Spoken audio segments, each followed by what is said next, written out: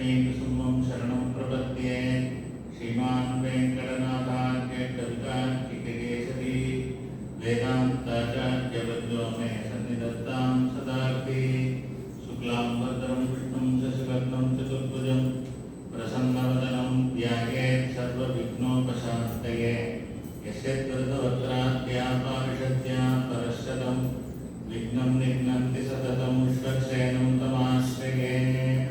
श्रीमते लक्ष्मी हयग्रीव परब्रह्मणे नमः। श्रीमद्यामनमुने नमः। श्रीमते रामानुजाय नमः। श्रीमते निगमान्त महादेशिकाय नमः। श्रीमदादिवंशटकोपेतीन्द्र महादेशिकाय नमः। श्रीमते श्रीवंशटकोपश्री वेदान्तदेशिकेतीन्द्र महादेशिकाय नमः। श्रीमते श्रीलक्ष्मीकुसुमद्विपादुका सर्वकाय श्रीवंशटकोपश्री नारायणेतीन्द्र महादेशिकाय नमः। श्रीमते श्रीवंशटकोपश्री रङ्गनाथेतीन्द्र महादेशिकाय नमः। श्रीमद्रङ्गशटारि योगिजननस्तात्मरक्षापरं श्रीमद्रङ्गशटारि वीररुद्राट् लब्धातमान्तद्वयम् ईर्ष्याकल्पविवर्जितं शुभगुणैः भान्तं महद्वंशजं वन्दे वत्सविभूषणं पुरवरं श्रीकृष्णमाद्यं सदा रामानुजदयापात्रं ज्ञानवैराग्यभूषणं श्रीमद्वेङ्कटनाथार्यं वन्दे वेदान्तदेशिकं लक्ष्मीनाथसमारम्भां नाथयामनमध्यमाम् अस्मदाचार्यपर्यन्तां वन्दे गुरुपरम्परां यो नित्यमच्युतपदाम्बुजयुग्मरुग्मव्यामोहदस्तैतराणि करुणाय मेने अस्मद्गुरोर्भगवतोऽस्य दैकसिन्धोः रामानुजस्य चरणौ शरणं प्रपद्ये। मातापिता योतयस्तनया विभूतिः सर्वं यदेव नियमेन मदन्वयानाम् आद्यस्य न कुलपते प्रभुडाभिरामं श्रीमत्तदन्त्रियुगलं प्रणमामि मूर्ध्ना भूतं सरस्य महदात्मयपट्टनाथ श्रीभक्तिसारकुलशेखरयोगिवाहान् भक्तान्तिरेण परकालयतीन्द्रमिश्यान् श्रीमत्पराङ्कुशमुनिं प्रणतोऽस्मि नित्यम्। नीलातुङ्गस्तनगिरितटे सुप्तमुद्बोध्य कृष्णं पारात्यं स्वं श्रुतिशतशिरःसिद्धमध्यापयन्ति स्वोज्जिष्टायां श्रविनिगलितं यावलात्कृत्य बुद्धे गोदादस्यैनमेकमिदं भूयेवास्तु भूयः अन्नमयற்புதுவையாண்டாளரங்கத்து வந்ததிருப்பாவை பர்வதியம் இன்னிசையால் பாடிக் கொடுத்தாள் நற்பாமாலை பூமாலை சூடிக் கொடுத்தாளை சொல்லு சூடிக் கொடுத்த சுடற்படியே தொல்பாவை பாடியருள வல்ல பல்படையாய் நாடினே வேங்கடவர்க்கென்னை வியன்றையும் மாற்றம் நாம் கடவா வண்ணமே நல்கு। श्रीमते रामानुजाय नमः। यो अन्तर्प्रविश्य मम वाचमिमां प्रसुप्तां सञ्जीवयत्यखिलशक्तिधरस्वधाम्ना अन्यां शास्त्रचरणश्रवणत्वगादीन् प्राणान् नमो भगवते पुरुषाय तस्मै।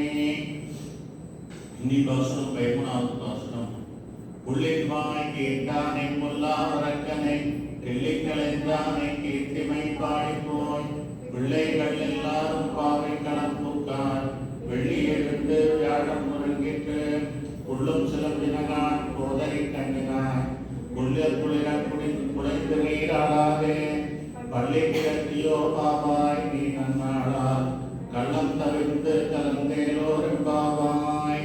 ஸ்ரீமதே ராமானுஜாய நமः। யோம் தத்ரவிஸ்ய மம வாசமிமாं பிரசுப்தாं सञ्जीवयत्यखिलशक्तिधरस्वधाम्ना अन्यां शास्त्रचरणश्रवणत्वगादीन् प्राणान् नमो भगवते पुरुषाय तस्मै। இந்த பாசுரத்துல யாரை எழுப்புறான்னு கேட்டார். ரொம்ப அழகான கண்ணை கொண்டதான ஒரு பெண்ணை அந்த ஆயர்பாடியில் இருக்கிறதான ஒரு பெண்ணை எழுப்புகிறார். அவளுடையதான கண்ணழகுல அவளுக்கு ரொம்ப கௌரவம் உண்டு. நம்மளுக்கு இப்படி இருக்கிறதான கண்ணழகை வச்சுட்டு பெருமாள் நம்மளை பார்க்க வரட்டும், மற்றவர்கள் எல்லாம் நம்மளை பார்க்க வரட்டும்ன்றதான சொல்லி போதரி கண்ணினாய் அப்படின்றதான சொல்லி இந்த பாசுரத்துல அந்த பெண்ணினுடையதான கண்ணழகை சொல்றா அப்படின்றதான. அதனால மற்ற பெண்கள்லாம் சொல்றாலும் இவ்வளவு அழகான கண்ணை கொண்டதான நீ எங்களோடு சேர்ந்து வந்து அனுபவிக்க வேண்டாமான்றதாக கூப்பிடுறாங்க. அப்படிப்பட்டதான இது சொல்ற. அதனால இவ உள்ள இருக்கிறவ என்ன சொல்றான்னு கேட்டார். என்ன அந்த சினத்தினால் தென்னிலங்கை கோமானை சென்ற மனத்துக்கினியானை பாடவும் நீ வாய்க்கிறவாய்னு முந்தின பாசுரத்தில் பாடினாலும் பக்கத்து வீட்டு வாசல்ல பாடியிருக்கார். அது இவளுக்கு காதுல விழுந்துதான். இவளும் ராமா ராமா ராமான்றதாக சொல்லி அந்த மனத்துக்கினியானுடையதான திருநாமத்தையே பாடியிருந்தார். அப்படி பாடிட்டு அவ இவெல்லாம் இங்க புள்ளின்வாய் கீண்டானை பொல்லா அரக்கனை இங்க பாடின உடனே ராமனுடையதான பெருமையெல்லாம் பாடினேலாம் அப்படின்ட்டுதான அந்த பெண் கேட்டாலும். அதுக்கு இவா சொன்னா ராமனுடைய பெருமையும் பாடினோம், கிருஷ்ணனுடையதான பெருமையும் பாடினோம், நீதான் எடுத்து தரவில்லை அப்படின்ட்டுதான.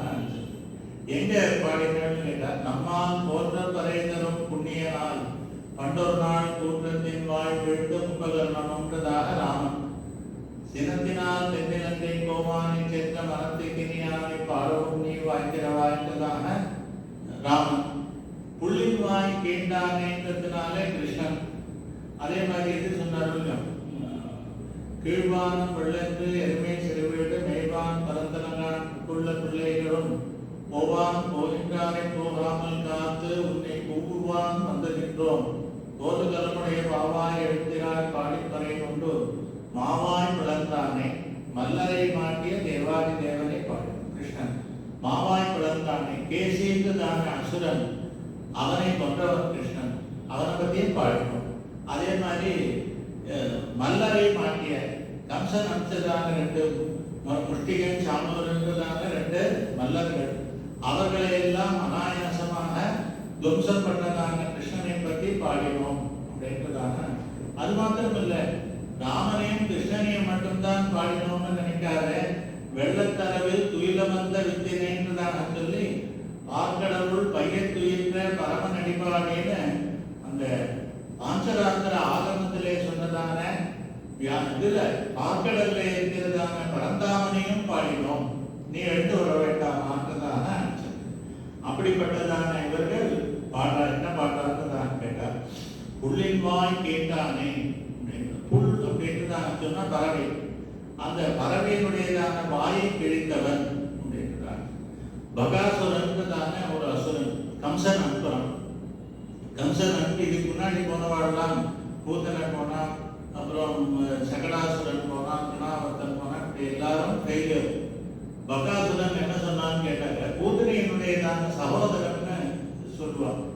அவனுக்கு பர்சனலாகவும் கிருஷ்ணன் பேர்ல வெஞ்சன்ஸ் இருக்கு, கம்சனுக்காகவும் செய்யணும். அவன் போய் சொன்னான்னா, நான் கிருஷ்ணனை கொண்டுட்டு வந்துடுறேன். கொண்டுட்டு வர்றது மாத்திரம் இல்லை, வாண்டட் டேட்டா அலைன்ற மாதிரி நான் போய் கிருஷ்ணனை கிருஷ்ணனை கொண்டு வரேன், இங்கே கொண்டு வந்து காமிக்கிறேன். So you will be happy. பெருமை வாயால் கிருஷ்ணனை முடிச்சுட்டேன்றதாக சொன்னாக்க அது திருப்தி இருக்காது. காட்டவே காட்டேன் அப்படின்றதாக இவன் சொன்னான். சபாஷ், போயிட்டு வரா, அவனுக்கு சக்சஸ் உண்டாகட்டும்னு அந்த கொக்கை அனுப்பிச்சான். பகாசுர வடிவத்திலே இருக்கிறதான இந்த கொக்கு வடிவத்திலே இருக்கிறதான இவனை இதெல்லாம் என்ன, இவ்வளவு கொக்கு கூட ஒரு மனுஷனை சாப்பிடுமா, ஒரு குழந்தைய சாப்பிடுமான்னு பார்த்தா இதெல்லாம் பார்க்குறோம்.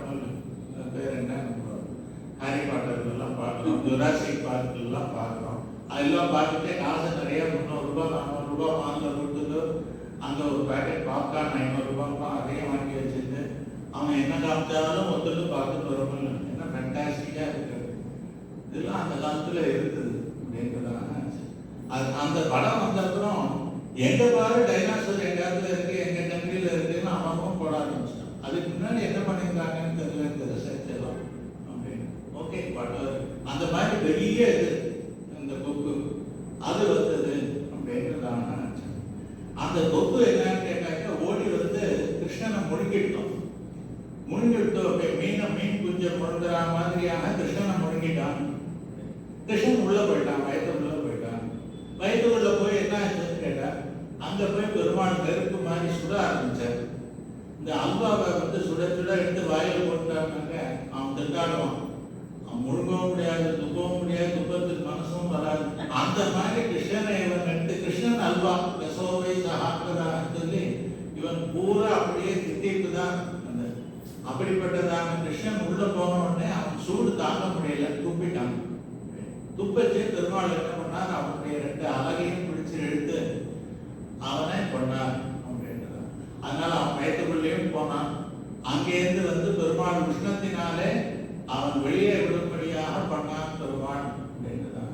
அது என்னத்தால் எல்லாருக்கும் பெருமாள் அக்னியா இருக்காரு சொல்றாரு அப்படின்னு கேட்டார்.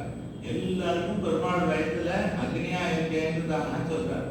அப்போ அது எதுக்காக இருக்காருன்னா நம்ம சாப்பிட்றதான ஆகாரம் எல்லாம் நல்லபடியா டைஜஸ்ட் ஆகி அதுல இருக்கிறதான அந்த சத்தெல்லாம் உடம்புல போய் சேரணுன்றதுக்காக பெருமாள் உள்ள நெருப்பாக இருக்கேன்றதாக கீதையில சொல்றாரு. அகம் வைஸ்வானரோ பூத்வா பிராணினாம் தேகவாஸ்ததா பிராணாபான சபாபன்னா அச்சாமியன்னம் சதுர்விதம் என்றுதான்.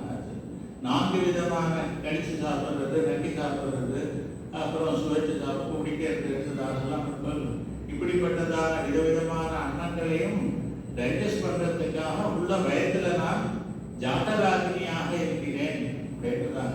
அதனால பெருமாள் எல்லார் வயத்திலையும் இருக்கிறதான டைஜஷன் அந்த ஆசிட் இருக்கே அது பெருமாள் அப்படின்றதான். அதனால பெருமாள் அப்படி இருக்கார். இவனுக்கு மாத்திரம் ஏன் தாங்க முடியல துப்பிட்டு? நம்மளுக்கெல்லாம் வயத்துல இருக்கார் பெருமாள். ஆனா சாப்பிட்றோம், டைஜஸ்ட் ஆகுது, திருப்பி 2 hours 3 hours இன்னும் என்ன இருக்குதானா சாப்பிட்றது. அவனுக்கு ஏன் துப்பிட்டுன்னா பாகவதர்களிடத்திலேயும் பகவானிடத்திலேயும் துவேஷப்பட்டான் அப்படின்றாங்க. அதனால அவனுக்கு அந்த வெறுப்பு இருந்தது பெருமாள் பேர்ல. அந்த வெறுப்பு தான் அவனை சுட்டுறதுன்றதாக தன்னினை தன்னை சுடும் அப்படின்றதாக சொல்வாரு. அதனால அவனுடையதான அந்த பகவத் துவேஷம் ஆச்சாரிய சம்பந்தத்துக்கு 6 காரணங்கள் சொல்றார். அதுல ஒன்று என்னன்னு கேட்டாங்க, இது சொல்றது அத்வேஷம் அப்படின்றதான சொல்லி பகவானிடத்துல கோபம் வெறுப்பு இல்லாமல் இருப்பது அது ஒரு காரணம். இந்த பகவான் கிட்ட கோபம் இல்லாமல் வெறுப்பு இல்லாமல் இருந்தாலே ஆச்சாரிய சம்பந்தம் கிடைக்கிறதுக்கு அது ஒரு காரணமாக ஆகும். அதுல மாத்திரம் வயத்துல மாத்திரம் அவன் அக்னியா இல்லை, சமுத்திரம் எல்லாம் பொங்கி வராமல் இருக்கிறதுக்காக வடபாக்னியாக அங்க இருக்கான். உள்ள ஒரு குதிரை மாதிரி ஒரு ஹார்ஸ் மாதிரி ஒரு படம் போடுவாங்க, அந்த மாதிரியான பெருமாள் உள்ள வடபாக்னியாக இருக்கிறது. சமுத்திரம் சீ லெவல் இன்க்ரீஸ் ஆகாம பார்த்துட்டாரு. அதுல நெருப்பா இருந்தாருனாக்க வாட்டரை எவாப்ரேட் பண்ணி பண்ணி பண்ணி சீ லெவல்ல மெயின்டைன் பண்றாரு பெருமாள். இல்லைன்னா எல்லாம் எனண்டேட் ஆகிடும். பெருமாள் அதை மெயின்டைன் பண்றாரு. அது மாத்திரம் இல்லை, அக்னி அப்படின்றதாக சொன்னா அக்ரம் நைதிக்கு அக்னிக்கு மேல அழிச்சுட்டு போறோம்னா அக்னி. நெருப்பு எப்பவும் மேல் நோக்கி தானே எரியும், கீழ் நோக்கியே தெரியாது. எப்படிதான் தீவட்டியை நம்ம தலைகீழ பேண்டில் தலைகீழ பிடிச்சிட்டாலும் அது மேல் நோக்கி தான் தெரியும். அப்படி அக்ரம் நைதிக்கு அக்னின்னு நம்மள மோட்சத்துக்கு அழிச்சுன்னு போறான்னு பகவான் தான் சொல்லி அவன் தான் அக்னி அப்படின்னு. அப்படிப்பட்டதான அந்த பகவான் அவன் வயத்துல போய் சுட்டான், வெளியில விட்டான். அவன் அப்படியே 2 வாயையும் அழகையும் பிடிச்சு கிழிச்சு அவனை கொண்டான். அதனால எப்படி சொல்றார் ஆழ்வார் சொல்றார், பள்ளத்தில் மேயும் பறவை உருக்கொண்டு கள்ள அசுரன் வருவானை தான் கண்டு புள்ளிதுவென்று பொதுக்கோ வாழ்க்கைக்கிட்ட. பொதுக்கோ வாழ்க்கைக்கிட்டன்னு சொன்னாக்க சட்டன் பண்ணான். ஒரு பிளாஷ்ல பெருமாள் அந்த கொக்கை முடித்தான். மாவாய் பிளந்தானே புள்ளிவாய் கீண்டானே அப்படின்றதான 2 வாயை கேட்டு அந்த அசுரனை கொள்றது. அப்படிப்பட்டதான புள்ளிவாய் கீண்டானே பொல்லாரக்கனை அப்படின்றதான பொல்லாத பீமசேனன் ஒரு பகாசுரனை பண்ணான். அது ஏகச்சக்கரபுரத்துல இருக்கச்சே அவன் பண்ணான். அது வேற, இந்த பகாசுரன் வேறன்றதாங்க. பொல்லாரக்கன் பொல்லாரக்கனை கிள்ளி களைத்தானே. கிருஷ்ணன் இந்த கொக்கு வடிவில் வந்ததான அசுரனை கொன்னான். ராமன் என்ன பண்ணான்னா பொல்லாத அரக்கனை கொன்னான் அப்படின்றதாங்க. அரக்கன் அப்படின்னு சொல்றதுனால இவன் அசுரன். யாரு முதல்ல வந்தவன் அசுரன். அசுரன் வேற அரக்கன் வேற அப்படின்றான். அதனால அது பொல்லா அரக்கனை கிள்ளி களைத்தான் என்றுதான் சொல்றதுனால இது நரசிம்மாவதாரத்தை சொல்றதோ சந்தேகம் தான். அது அசுரன். அவன் இரண்யகசிபுன்றவன் அசுரன். இவன் அரக்கன்றதான ஆண்டாள் பாடுறார். அரக்கன்னா ராட்சசன். யாரு ராட்சசன்? பொல்லா அரக்கன் யாருன்னா ராவணன். பொல்லா அரக்கன் அவனுக்கு என்ன பேரு கேட்கிறாங்க. அவன் பண்ணாததான இதுவே கிடையாது. எல்லாருக்கும் கஷ்டத்தை கொடுத்துருக்கான். லோகத்தெல்லாம் சாதுக்களுக்கெல்லாம் கஷ்டத்தை கொடுத்தான். பெருமாளையும் தாயாரையும் பிரிச்சான். இதை விட என்ன பெரிய தீமை வேணும்? பெருமாளையும் தாயாரையும் பிரிச்சான். அது மாத்திரம் இல்ல, நவகிரகத்தை தன்னுடையதான சிம்மாசனத்துக்கு படிக்கட்டா போட்டு 9 படிக்கட்டு. நாரதர் பார்த்தார். இவன் இப்படியே அந்த நவகிரகம் படிக்கட்டா இருந்தா என்னன்னா அது பேர்ல காலை வச்சுட்டானே போய் சிம்மாசனத்தில் உட்காரணும். தினம் மெதிச்சு இது போகணும். நாரதர் வந்தார் ஒரு நாள் பார்த்தார். இவனுக்கு சீக்கிரமா முடிவு வரணுன்றதுக்காக என்ன ராவணா என்ன நாரதர், நீ படிக்கட்டா போட்டிருக்கிய 9 நவகிரகம் குப்புறப்பட்டு இருக்கா, முதுகுல மேய்ச்சா வலிக்காது. அப்ப என்ன பண்ணணும்னா குப்புற மல்லாக்க போடு, வயிற்றுல மெதிச்சுன்னு போ அப்படின்றதாக. அதனால அந்த 9 கிரகத்தையும் மல்லாக்கப்பட்டு சொல்லி அவ வயத்துல காலை வச்சுட்டு ஏறி போய் சிம்மாசனத்துல உட்காருவான். பிரம்மா வந்து பஞ்சாங்கம் படிப்பார். இந்திரனை அடக்கி ஜெயில போட்டான். இப்படி எல்லாம் பொல்லாங்கு பண்ணினவன். இந்த நவகிரகத்துல இவன் வயத்துல காலை வச்சுட்டு ஏறிச்சு சனி வயத்துல வச்சு காலால அமைக்கினான். சனி பார்வை மேலப்பட்டது. அதுல இருந்து இவருக்கு டவுன்ஃபால் ஆரம்பிச்சு. நாரதர் அதுதான் சொன்னாராம், சனியினுடையதான பார்வை ஒரு பேர்ல வரணும், இவனுக்கு முடிவு காலம் வரும்ன்றதுக்காக அப்படி திருப்பி போடார் அப்படின்றதான சொல்லி திருப்பி பொல்லாரக்கனை அப்படின்றதான. அது மாத்திரம் இல்லை, பொல்லாரக்கன்றதுக்கு இன்னொரு காரணம் சொல்ற. ராமனையும் சீதையும் பிரிச்சதுதான் முக்கியமான காரணம். பொல்லாதவன்றதுக்கு இன்னொரு காரணம் சொல்ற, ரொம்ப இம்பார்ட்டன்டான காரணம். அது என்ன அப்படின்னு கேட்டாரு. யார் நல்லது சொன்னாலும் கேட்க மாட்டான். தான் பிடிச்ச பிடியிலேயே தப்பான வழியில போறதுலயே அவனுக்கு ஒரே குறிக்கோள். யார் யாரெல்லாம் சொன்னாங்கன்னா மாரீச்சன் சொன்னான், ராமம் விக்கிரகவான் தர்மா.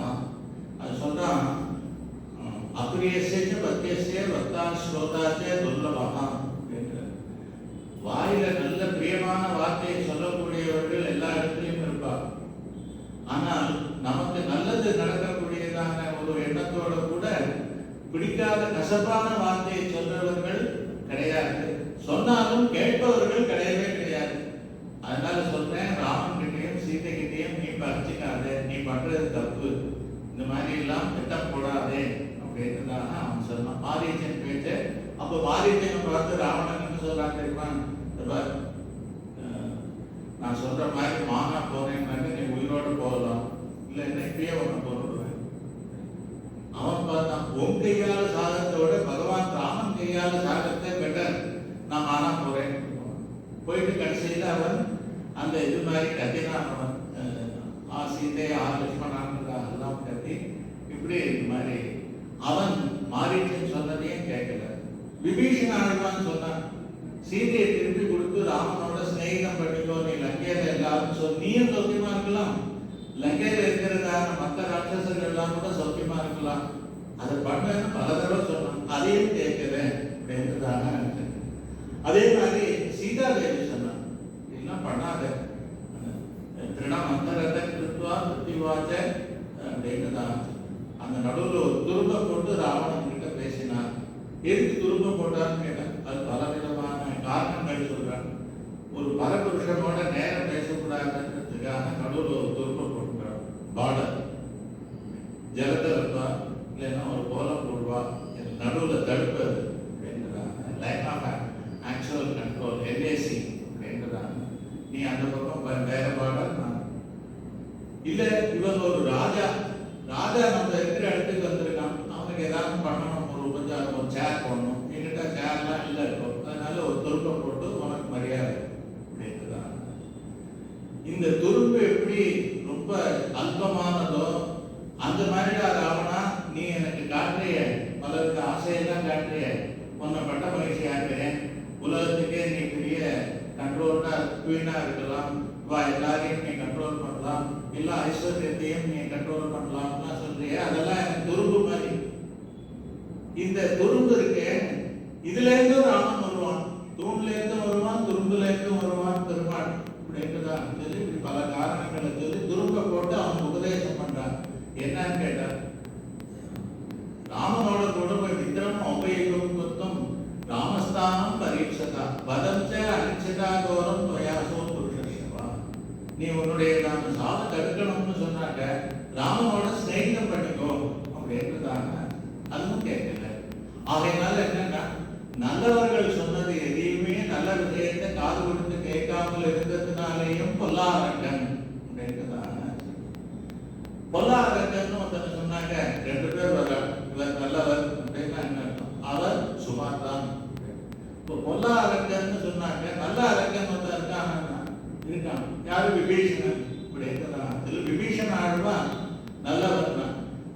ராமனுக்கு கூட வந்து கைங்கரியம் பண்ணா நல்லவன் நீங்க எல்லாம் சொல்லுவாள். அதை எப்படி எடுத்துக்க முடியும்னா நாங்க சொல்லமா, விபீஷணனுடைய கூட பிறந்ததான சூர்பனகையே சொல்றாங்க. என்ன சொல்றாங்க கேட்டா, இந்த விபீஷணன் இருக்கு எங்க ராட்சச ஜாதியில பிறந்தும் அது அசடு ராட்சசன் மாதிரியே இல்லை அப்படின்றாங்க. விபீஷணஸ்து தர்மாத்மா நது ராட்சச ஜெயிச்சிக்காமா. அவன் தர்மாத்மா, தர்மம் நியாயம் சத்தியம் இதுக்கெல்லாம் கட்டுப்பட்டவன். ராட்சசனுடையதான ஒரு அது கூட குணம் கூட அவங்ககிட்ட கிடையாது அப்படின்னு அவளே சொல்றான். அவளுடைய கோஷ்டியில சேர்ந்தவாளே விபீஷணன் தர்மாத்மான்னு. விபீஷணன் தர்மாத்மான்றதுக்கு இது ஒரு சான்று. நேற்று பல சான்றுகள் பார்த்தோம். இதையும் ஒரு சான்றாக வச்சுக்கலாம். அதனால அவன் நல்ல அரக்கன், பொல்லா அரக்கனை. பெருமாள் என்ன பண்ணுவார்னு கேட்டா, சமோகம் சர்வபூதேஷு நமே துவேஷோஸ்தி ந பிரியஹா தேவானாம் தானவானாம் ச சாமான்யம் அதிதெய்வதம். தேவர்களோ அசுரர்களோ அரக்கர்களோ எல்லாரும் எனக்கு சமம் தான். வேண்டியவர் வேண்டாதவர்ன்றதான பார்சியாலிட்டிலாம் எனக்கு கிடையாது. அப்ப என்ன பண்ணுவேன்னு கேட்டா, பொல்லாதவனை அடக்குவேன், நல்லவனுக்கு அருள் புரிவேன். இதுதான் என்னுடைய. அதனால நல்லவனான விபீஷணனுக்கு அனுகிரகம் பண்ணி ராஜ்யத்தை கொடுத்தார். பொல்லாதவன் ஊருக்கெல்லாம் தீங்கு இழைக்கிறதான ராவணனை முடித்தார். இவன் யாரு? பிரகலாதன் யாரு? அசுர குழந்தை. அசுர வம்சத்தில் தான் அந்த அசுரனை எல்லாம் காப்பாற்ற மாட்டேன்னு பெருமாள் சொன்னாரா? அந்த இரண்யகசிபுனுடையதான பிள்ளை, இரண்யகசிபு ஃபேமிலினாலே வேண்டாம்னு பொதுவாக சொல்லுவார், ரிஜெக்ட் பண்ணுவான். அப்படிலாம் பெருமாள் பண்ணது. ஒவ்வொரு இண்டிவிஜுவலுடையதான கேரக்டரையும் பார்த்து அவனுடைய கான்டாக்டை பார்த்து அதுக்கு ஏற்ற மாதிரி தான் பெருமாள் அவர் நல்லதோ கெட்டதோ நம்மளுக்கு கொடுக்குறார். அதனால பொல்லா அரக்கனை பிள்ளை கலைந்தானை கீர்த்திமை பாடிப்போம். இந்த பொல்லா அரக்கனாங்க ராவணனை என்ன பண்ணார் பெருமாள்னா அனாயாசமா முடிச்சார். எப்படி அனாயாசமா முடிச்சார் அப்படின்ட்டுதான் கேட்டா, அத்திர அரக்கன் முடி 10 ஒரு கொத்தனை உதிர்த்த திரளும். அவங்ககிட்ட இல்லாததான அஸ்திரமே கிடையாது. வெறும் வில்வித்தை இல்லை, அஸ்திரபலம் உடையவன். பிரம்மாஸ்திரம் எல்லாம் இருக்கு அவங்க கிட்ட. அப்படிப்பட்டதான அஸ்திரபலம் கொண்டதான அந்த அரக்கன், எல்லா அரக்கன் இருக்கானே, அவனே அவனுடைய முடி 10 தலையும் ஒரு கொத்தனை உதிர்த்த திரளும் கிள்ளி கலைத்தானே. இந்த இதெல்லாம் தேன்பூ ரிஷிப்பூன்னு சொல்லுவாங்க. அதை எப்படி பண்ணுவான்? அதை அப்படியே கொத்தோட விட்டுடுவான். அந்த மாதிரியா 10 தலையும் பெருமாள் ஒரே பாகத்தினாலே சொல்லியிருந்தாங்க. இந்த மாதிரி எவ்வளவு தடவை, ஆனா உடனே முளைச்சிடும். பிரம்மா வரம் கொடுத்துருக்காரு, ரொம்ப நல்லவர். உலகத்துக்கெல்லாம் நன்மைக்காகவே பிரம்மா எல்லாம் யாரு என்னன்றதை விசாரிக்காம வரம் கொடுக்கறதுல பிரம்மா தான் நம்பர் 1. இரண்யகசிபுவை வதம் பண்ணிட்டு பிரகலாதனுக்கு அனுகிரகம் பண்ணி அவனை சிம்மாசனத்தில் வச்சு பெருமாள் அவனை பட்டாபிஷேகம் பண்ண அப்புறம் பிரம்மா அங்க இருக்க. அப்ப அந்த பிரம்மாவை பார்த்து சொல்றாரு, இனிமையானும் யோஜனை பண்ணி வரக்கூடாது. யாரு என்ன என்ன கொடுக்குறோம் என்ன பேசுறோம்ன்றது தெரியாமல் நீ முதல்ல எல்லாத்தையும் கொடுத்துறாரு. ஏன்னு கேட்டா, பிரம்மா என்ன வரம் கொடுத்தாரு? வீட்டுக்குள்ள சாப்பிடாரு, வெளியில சாப்பிடாரு, பகல்ல சாப்பிடாரு, ராத்திரியில சாப்பிடாரு, ஆகாசத்துல சாப்பிடாரு, பூமியில சாப்பிடாரு, மனுஷனால சாப்பிடாரு, தெய்வத்தினால சாப்பிடாரு, உயிர் உள்ளதால சாப்பிடாது, உயிர் இல்லாததால சாப்பிடாது, ஆகாச ஆயுதத்தினாலையும் சாப்பிடாது, மற்ற வஸ்துக்கள்னாலையும் சாப்பிடாது. இப்படி எல்லாம் அவன் கேட்டான். எல்லாரும் சரி சரி சரி சரின்னு சொல்லிவிட்டார். பெருமாளுக்கு என்ன பண்ணோம்? அப்போ அவர் பகலும் இல்லை ராத்திரியும் இல்லை, அந்தி போது நேற்றுதான் ட்வைலைட் நேற்றுதான் சொல்லணும். அந்த ட்வைலைட்ல வந்தார் பெருமாள். அது என்ன அன்புவா பகலா ராத்திரியான்னு ரெண்டுத்துக்கும் நடுவில் சந்தியா காலம். வீட்டுக்குள்ளேயும் இல்லை, வெளியிலையும் இல்லை, வாசல் படியில, ஆகாசத்திலையும் இல்லை, பூமியிலையும் இல்லை, தன்னோட படியில. உயிர் உள்ளதாலேயும் சொல்லல, உயிர் இல்லாததாலேயும் சொல்லல, நகத்தினால சொன்ன. நகத்துக்கு உயிர் இருக்கேன்னா ஏன் அப்படின்னா வளர்த்தது உயிர் இருக்குன்னா, வெட்டினா வலிக்கிறதா வலிக்கிறீங்க, அப்போ உயிர் இல்லை அப்படின்னா. அதனால உயிர் உள்ளதாகவும் உயிர் இல்லாததாகவும் பண்ணான்.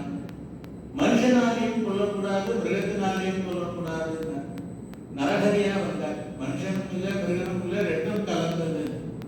எவ்வளவு காம்பினேஷன்! அந்த பிரம்மா கொடுத்ததான அந்த வரமானது வெண்போக கூடாது.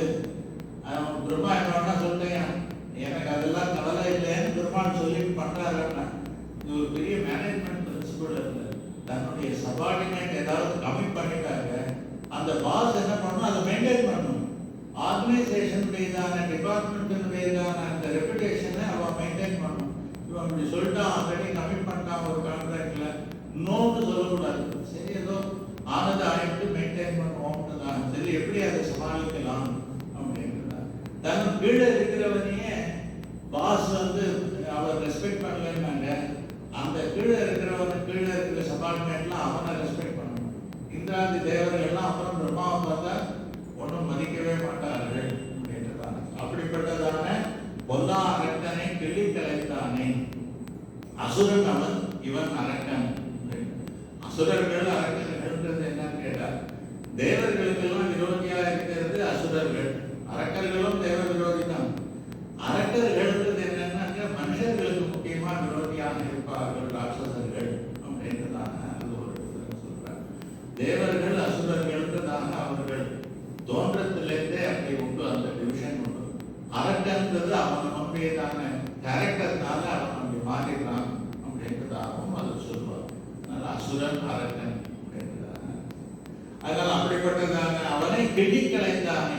10 தலையையும் ஒரு பானத்தினால வெட்டி வீழ்த்தினாராம் பெருமாள். தேவலோகத்திலேருந்து இந்திரன் பார்த்துருந்தான், ராவணன் முடிஞ்சான்னு நினைப்பான், சந்தோஷப்படுவான். உடனே 10 தலை முளைக்கும்.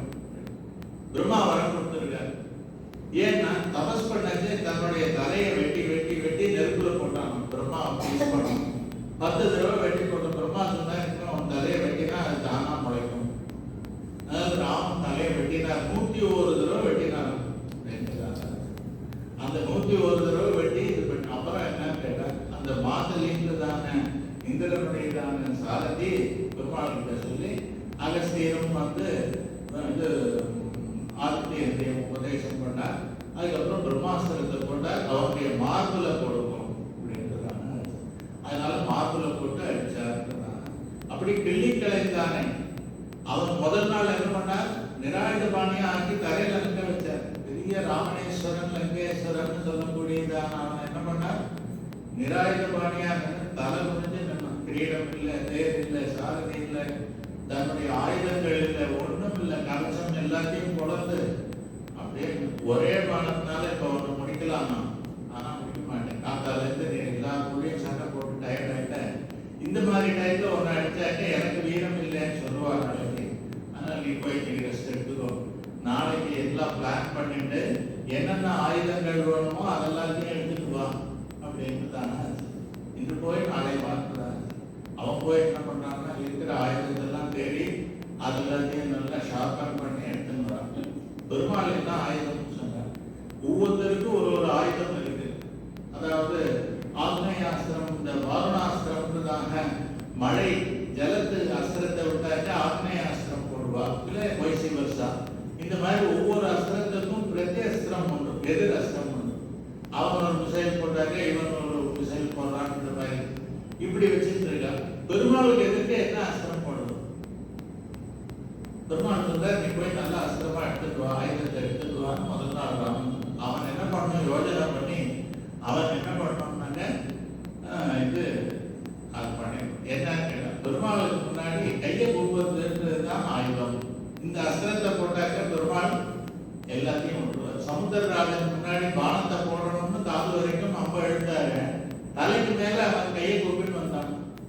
உடனே என்ன சொன்னாங்க, உன்னுடைய விரோத பேர்ல இந்த பானத்தை போடுறேன், உன் பேர்ல நினைச்சுக்காத அப்படின்றதான். வேங்கட துறைவாக்கு நமக்கெல்லாம் கடமை அது சுமந்தார் கட்டேன்னுதான். ததைவ உஷ்ணாதி அசுபான் அசேஷக்காக சுபானி உஷ்ணாதி நஜாத்து ஹீயத்தேன்றதாக சுவாமி ஆள வந்தார். அஞ்சலி வைப்போம் சொல்ற கையை கூப்பிட்டாக்க பெருமாள் நம்மளுடையதான பாவங்கள் எல்லாம் உடனே போக்குறாங்க. இம்மீடியட்டா போக்கி நம்மளுடைய விரோதிகளை போக்கி நமக்கு சகல சேமத்தையும் கொடுக்கிறார் அப்படின்றதான அப்படிப்பட்டதான அந்த அஸ்திரம் அது தெரியாமல் வந்தான். இது மகாபாரதத்திலேயும் வருது. மகாபாரதத்துல அவன் நாராயண அஸ்திரத்தை இந்த பகதத்தன் சொல்றான். அப்போ என்ன பண்ணார் கிருஷ்ணர், இதை நீ ஆயுதத்தால எதிர்க்க கூடாதுன்னு அர்ஜுனன், தர்மபுத்திரர், நகுலன், சகாதேவன் கிட்ட எல்லாம் கையை கூப்பம் பண்ணான். அது விட்டு போயிடுது. பீமசேனன் எல்லாரையும் எடுத்துட்டு போய் இந்த அஸ்திரத்தோட சண்டை போடாத, கையை கொடுக்குன்னு சொன்னான். அவன் என்ன சொன்னான், எனக்கு எவ்வளவு பலம் இருக்கு, என் கதை என் கையில இருக்கு, ஒரு கை பார்த்து வர்றேன் அப்படின்னு வேகமா போனான். பெருமாள் என்ன பண்ணாருன்னு கேட்டார். நடுவில் தன்னுடைய திருவடியை நீட்டினாங்க. அவர் நடக்கிற இடத்துல தடுக்கி விழுந்தான். அந்த அஸ்திரம் நினைச்சது மற்றவரெல்லாம் கையை தான் தூக்குனா, இவன் விழுந்து நமஸ்காரம் பண்ணாங்கன்னா அவன் கழுத்துல ஒரு மாலையை கொண்டு போயிட்டான். ஏன்னா இவன் கிட்ட முரடாது போய்வான், இவன் கிட்ட சொல்லி இது மேலாம் காரியம் ஆகாது, அதுக்குள்ள பானம் வந்து ஏதாவது பண்ணிட்டோம்ன்றதான அப்படி கையை கொடுக்கணும். அஞ்சலி பரமாமுத்ரா சிவரம் தேவ பிரசாதினி அப்படின்றதான் சொல்லி பெருமாளை உடனே உருக பண்ணும் அப்படின்றதான் கையை கூப்பிட்டாங்க. ஐயோ இந்த கையை கூப்பிட்டானேன்றதான் சொல்லி அப்படி பொல்லாரக்கனை கிள்ளி கலைத்தானை கீர்த்திமை பாடிப்போய் அப்படின்றதாக புள்ளிமாய் தீண்டானை பொல்லாரக்கனை கிள்ளி கலைத்தானை கீர்த்திமை பாடிப்போய் சொல் என்று பவரி. இதுல கிருஷ்ணன் ராமன் ரெண்டுத்தையும் அனுபவிக்கலாம், இல்ல ராமனுக்கே இதை மொத்தத்தையும் சொல்லலாம். புள்ளிமாய் தீண்டானின்னு அந்த பகாசுரனை கிருஷ்ணன் பண்ணாங்கிறது பார்த்தோம். புல்னாக்க என்ன பட்சி, ஜடாயு. இந்த ஜடாயுவை பண்ணாமல் இருந்தான் ராவணன். சீத்தை அபகரிச்சு வச்சு அந்த பெரிய உடையார்னு சொல்றதான ஜடாயு ராவணனோட பயங்கரமா சத்தம் போட்டு அவனுடைய கிரீடத்தெல்லாம் கீழே தள்ளி அவனை காயப்படுத்தினார். அப்போ அவன் சந்திரஹாசன்றதான தன்னுடைய சிவன் கொடுத்ததான கத்தியை செஞ்சு அதனுடைய இறக்கை எல்லாத்தையும் வெட்டியிருந்தான். இப்போ புள்ளில் வாய் கேட்டாங்க, அதனால பொருளா அரக்கனை. அப்படிப்பட்டதான அந்த ஜடாயு பெருமாள் தாயாருக்காக தன்னுடைய பிராணனையே கொடுத்தது. அந்த ஜடாயுக்கு கொன்னதான கொல்லா அரக்கன் அவனை கிளிக்கலைத்தானே ராமன்றதாகவும் அப்படியும் அனுபவிக்கலாம். வாயை கேட்டார்னா என்ன, அதை கொன்றான் முடித்தான்றதான அது ஒரு அர்த்தம். இருந்தாலும் கிருஷ்ணாவதாரம் ராமாவதாரம் ரெண்டுத்தையும் அனுபவிக்கிறார்கள் பண்ணி. கிருஷ்ணாவதாரமும் பாடிட்டோம், ராமாவதாரமும் பாடிட்டோம். கீர்த்திமை பாடி போய் பாடி போய் மற்ற பெண்கள்லாம் அந்த பாவை கலந்ததான இடத்துக்கு போயிட்டாங்க. எப்படி போனான் அப்படின்னு கேட்டார். அவருக்கு எப்படி எனர்ஜி வந்தது, என்ன சமாச்சாரம் அப்படின்னு. பகவானுடைய இந்த கீர்த்திமை பாடி போய் நாம சங்கீர்த்தனம் பண்ணாலே எனர்ஜி வந்துடும். இதெல்லாம் பண்ணா ராதா கல்யாணம்லாம் பண்ணாக்க உத்தியோகத்தை எடுப்பாங்க. இதெல்லாம் நடக்கிறதான்னு தெரியல சிட்டியில. அந்த உத்தியோகத்தை எடுத்துன்னு போனா காத்தாலேருந்து அது ஒரு 3 மணி நேரம் 4 மணி நேரம் பல தெருக்களுக்கு போய் கொஞ்சம் கலைக்கார வரைக்கும் இப்படிலாம் பண்ணியிருந்தா. இது வசதி இல்லாத காலத்துல இப்படி உத்தியோகத்தை பண்ணி ராதா கல்யாணம்லாம் பண்ணியிருக்கா. இப்போ எல்லாருக்கும் வசதி இருக்கு, அதனால நல்லா ரெகுலரா நடக்கணும். பஜனையும் சரி ராதா கல்யாணம் இதெல்லாம் ரெகுலரா நடக்கணும் அப்படின்றாங்க. அப்ப என்ன பண்ணுவாங்க, டயர்டா இருந்தா 4 மணி நேரம் போனோம்னாக்க முதல்ல அதை தவிர மார்கழி மாசம் பஜனை காத்தால போயிட்டு வந்துருவாங்க. உஞ்சவர்த்திக்கான செகண்ட் ரவுண்ட் ஒரு 4 hours போயிட்டு வருவாங்க. எப்படி டயர்ட் ஆகாம இருக்கும், சின்னவா பெரியவா எல்லாரும் இருப்பாங்க. அப்ப என்ன கேட்டா, கீர்த்திமை பாடி போய் நாம சங்கீர்த்தனம் பண்றதுனால டயர்டே ஆகாது அப்படின்ட்டுதான் சரி. அதுலயே ஊன்றி தன்னை மறந்து கொண்டு போனார்கள். கீர்த்திமை பாடி போய் அதனால பகவானுடைய அந்த பெருமை எல்லாத்தையும் அந்த கீர்த்தி விரோதிகளை எல்லாம் அழித்து பகவான் தன்னை நம்மளுக்கு எல்லாம் அனுகிரகிச்சானே சொல்லுது.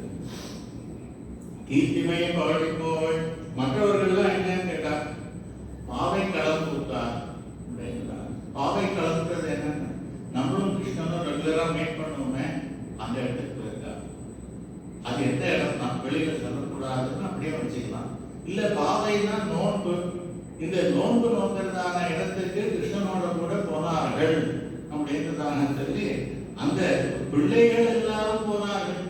உன்னோட சின்ன குழந்தைகள் எல்லாம் போயிருக்கு, நீ பெரியவோ இன்னும் தூங்கிட்டு இருக்கியம்மா அப்படின்றதான சொல்லி பாவை களம் கொடுத்தார். அதுக்கு அவர் சொல்றா, இன்னும் விடியவே இல்லை, விடியறதுக்கு முன்னாடி அகாலத்துல போகக்கூடாது அப்படின்றதான. அது மாதிரி போறது தப்பு. அவள்லாம் போனது தெரியாமல் போயிட்டா, விடிஞ்சதுன்றது தெரியாமல் ரொம்ப சீக்கிரமா போயிட்டா. அகாலம்னு சொல்லுவான். யூஸ்வலா நம்ம அகாலம்னு சொன்னாங்க லேட்டா வந்தோம்னு நினைச்சிருவாங்க. அகாலம்ன்றது பிஃபோர் டைம் இருக்கும், அன்யூஷுவலி பிஃபோர் டைம். ஸ்வகாலாது பூர்வஸ்மின் காலஹா அகாலஹான்னு தாங்க சொல்லுவாங்க. 7 மணிக்கு வரணும்னாங்க 5 மணிக்கே போயிருந்தாங்க. மார்னிங் 7க்கு வரணும், 4 மணிக்கே போயிருந்தாங்க. இதெல்லாம் தான் அகாலம். அந்த மாதிரி விடியறதுக்கு ரொம்ப முன்னாடியே இந்த பெண்கள் என்ன ஆகும்னு கேட்டா, கிருஷ்ணனுடையதான தந்தை நந்தகோபன் இந்த மாதிரி தான் விழிஞ்சிருக்குன்னு நினைச்சிட்டு 2-2:30 மணிக்கு போய் யமுனையில நீராட போனார். போனா என்ன ஆச்சுன்னா, வருண பகவான் தூக்கி போயிட்டார். ஏன் அப்படின்னு கேட்டா, நதிகள் ஜலம்லாம் கூட தூங்கும் அப்படிங்கிறாங்க. அந்த தூங்கத்தை எப்படின்னு கேட்டா, அது ஒரு பர்டிகுலர் டைம் நைட்ல ப்ராபப்ளி 9லேருந்து மார்னிங் ஒரு 3:30 மணி வரைக்கும் 3 மணி வரைக்கும் அந்த சமயத்துல நம்ம ஜலம் எடுக்கக்கூடாது அப்படிங்கிறாங்க. பட் ஒரு எமர்ஜென்சி வந்துருக்கு அப்படின்னாக்கா அதுக்கு ஒரு மந்திரம் இருக்கு. அந்த மந்திரத்தை சொல்லி அதுக்கப்புறம் பிரார்த்தனை பண்ணிட்டு நான் ஜலம் எடுக்கிறேன், நான் கிணத்துல இருந்தோ குளத்துல இருந்தோ எடுக்கிறதுன்றா ஒரு எமர்ஜென்சி தான். நார்மலா நைட்ல எடுக்கக்கூடாது அப்படிங்கிறாங்க. So we can also avoid. ஆனால் இப்போல்லாம் மோட்டர் நைட்ல தான் ஓடுறது. பிளாட்லாம் ஃபுல்லாக நைட்ல தான் அடிச்சுட்டு வரும். போர்வெல்ல பகல்ல போட்டு இல்லை 7 மணி போட்டு இது பண்ணணும். அப்போ வருணன் தூக்கி போயிட்டான். கிருஷ்ணன் போய் வருண லோகத்திலேருந்து அப்புறம் நந்தகோபுரம் மெயின்டைன் வந்தான். அந்த மாதிரி இந்த குழந்தைகள்லாம் கூட ரொம்ப எளியா போயிட்டாங்க நினைச்சது. அது சொல்றா, இல்லைம்மா கரெக்டா தான் போயிருக்கா. அந்த பெண் உள்ள இருக்கிறவர் கேட்கிறாலாம், இது சுக்கிரன் வந்துட்டா, வியாழன் அஸ்தமிச்சுட்டா கேட்குதான். சுக்கிரன்றதாக அந்த வெள்ளின்றதாக சுக்கிர நட்சத்திரம் வீனஸ். அதே மாதிரி இந்த குரு வியாழன்றதாக குரு ஜூபிட்டர்ன்றதாக பிளானட். இது பொசிஷன் மாறிட்டுனாங்க விடிஞ்சுட்டதாக அர்த்தம் அந்த மார்கழி மாசத்துல. ஆக பிளான் ஸ்டார்ஸ் பிளானட்டோட பொசிஷன்லாம் வச்சுட்டு டைம் கால்குலேட் பண்றதுன்றது ஏன்ஷியன்ட் பிராக்டிஸ். ஈவன் ஒரு 20 years பேக் ரெஸ்பான்சிபிலிட்டி எனக்கு தெரிஞ்ச ஒரு சுவாமி இருந்தார், குருசை சேர்ந்தவர், நரசிம்மாச்சார்னு அவர் பிரகஸ்பதியா இருந்தார். அவர் கரெக்டாக சொல்லுவார், இந்த ஸ்டார் எல்லாம் பார்த்து இப்போ என்ன டைம்னு சொல்லுவார். ஒரு 5 minutes 10 minutes தான் ப்ளஸ் ஆர் மைனஸ் இருக்கும் அப்படின்றாங்க. ஸோ தட் அந்த டெக்னிக் அந்த ஒரு நாலேஜ் எல்லாருமே இருக்குது. அப்போ இப்போ நம்ம பார்த்தா எல்லா ஒரே ஸ்டார் தான் இருக்கும். அந்த மாதிரியாக இல்லாமல் நட்சத்திரங்களுடையதான பொசிஷனை பார்த்தே டைம் சொல்றதுன்றது பின்காலத்தில் ரொம்ப காமனா இருந்ததான விஷயம். அதை டைம் சொல்றா, வெள்ளி எழுந்து வியாழன் முறைக்கின்றா அப்படின்னு கேட்கிறா. ஆமாம், வெள்ளி எழுந்து வியாழன் முறைக்கிட்டு. அதுக்கு அவ சொல்றா, இந்த வெள்ளம் இப்போ நட்சத்திரத்தையே பார்த்துட்டு இருக்கிறதுனால வேற எதையோ பார்த்து புனர்பூசம் பூசம் உடையதான நட்சத்திரத்தெல்லாம் பார்த்து இது வெள்ளியும் வியாழன்றதாக நினைச்சிருக்கா அப்படின்றதான. அதனால இதெல்லாம் பிரமையினால உங்களுக்கு வேற நட்சத்திரங்கள்லாம் வெள்ளியும் வியாழனுமாக தோன்றுகிறது. வேற அடையாளம் சொல்றோம் கேளுமா. புல்லும் சிலம்பினதான் என்ன திருப்பி பரவ பேர்ட்ஸ் வந்து சத்தம் போடுறதுன்றதாக சொன்னாங்க. இதையே எப்படி எடுத்துக்கலாம். 6வது பாசனத்திலேயே சொல்லிட்டே புல்லும் சிலம்பினதான் 7 வேற கீசி கீசி என்றதாக இதெல்லாம் பறவைகள்லாம் சத்தம் போட்டதுன்றது ஏற்கனவே சொல்லியாச்சு. இப்பயும் அதை ரிப்பீட் பண்ற 13வது பாசனத்துல கேட்டார். அப்போ என்னன்னாக்க அந்த ஆகாரம் தேடுறதுக்காக கிளம்புறதுக்கு முன்னாடி அந்த ஆண் பறவையும் பெண் பறவையும் நாள் முழுக்க விட்டு பிரிய போறோமேன்றதான ஏக்கத்துல பேசின்றதான சத்தம். இப்ப என்னன்னா ஆகாரம் தேடுறதுக்காக ஆகாசத்துல பறந்துருக்கு அப்ப போடுறதான சத்தம். அதனால ரெண்டும் வேற வேற மாறணும். நிறைய டேட்டா பாய் பறவைகள்லாம் ஆகாசத்துல சஞ்சரிச்சிருந்தது. அப்ப போடுறதான சத்தம் கிளியெல்லாம் அந்த சத்தம் போட்டுட்டே கூவிட்டே அது பறக்கும் அப்படின்றதெல்லாம் பார்க்கணும். அந்த மாதிரியான சத்தம் சொல்லி உள்ளும் சிலம்பினான் போதரி கண்ணினாய் போதரி கண்ணினாய்ன்றதாக சொல்லி இதனால தானே நீ எடுத்து வராம இருக்கேன். போதும்னா புஷ்பம் மலர், அரின்றதாக சொன்னாக்க மான். அதனால ஒரு புஷ்பத்தை போலியும் மான் பிடியான்னு சொல்றபடியாக மானை போன்றதான் மான் பிடியை போன்றதான அந்த அழகான கண்களை கொண்டவளே. இல்லைன்னா போதுனாக்க புஷ்பம், அரினாக்க வண்டு. அந்த புஷ்பத்துல போய் கருமையா ஒரு வண்டு இருந்ததுன்னா எப்படி அந்த இது ஐ பால் இருக்குமோ அந்த மாதிரியாக அழகாக இருக்கிறதான ஒரு அந்த மலரை போன்றதான கருத்ததான கண்களை உடையவளைந்ததாகவும் சொன்னார். அந்த புஷ்பத்தையும் மானையும் எதிரியாக கருதி எனக்கு சமமாக நீங்கள் ஆகமாட்டீர்கள்ன்றதாக சொல்லக்கூடியதான அப்படிப்பட்டதான மனோபாவத்தை கொண்ட போதரி கண்ணினாய் அப்படின்றதான. அதனால இந்த கண்ணை பார்த்தே நம்ம சம்பிரதாயத்துல எவ்வளவோ இருக்கு. அது என்னன்னு கேட்டாங்க, கபியாசம் புண்டரீகமிவாட்சினின்னு யாதவ பிரகாசர் அந்த பெருமாளுடைய கண் அப்படி சிவந்து தாமரை இதழை போன்று இருக்கிறதுன்னு சொன்னதான வேத வாக்கியத்துக்கு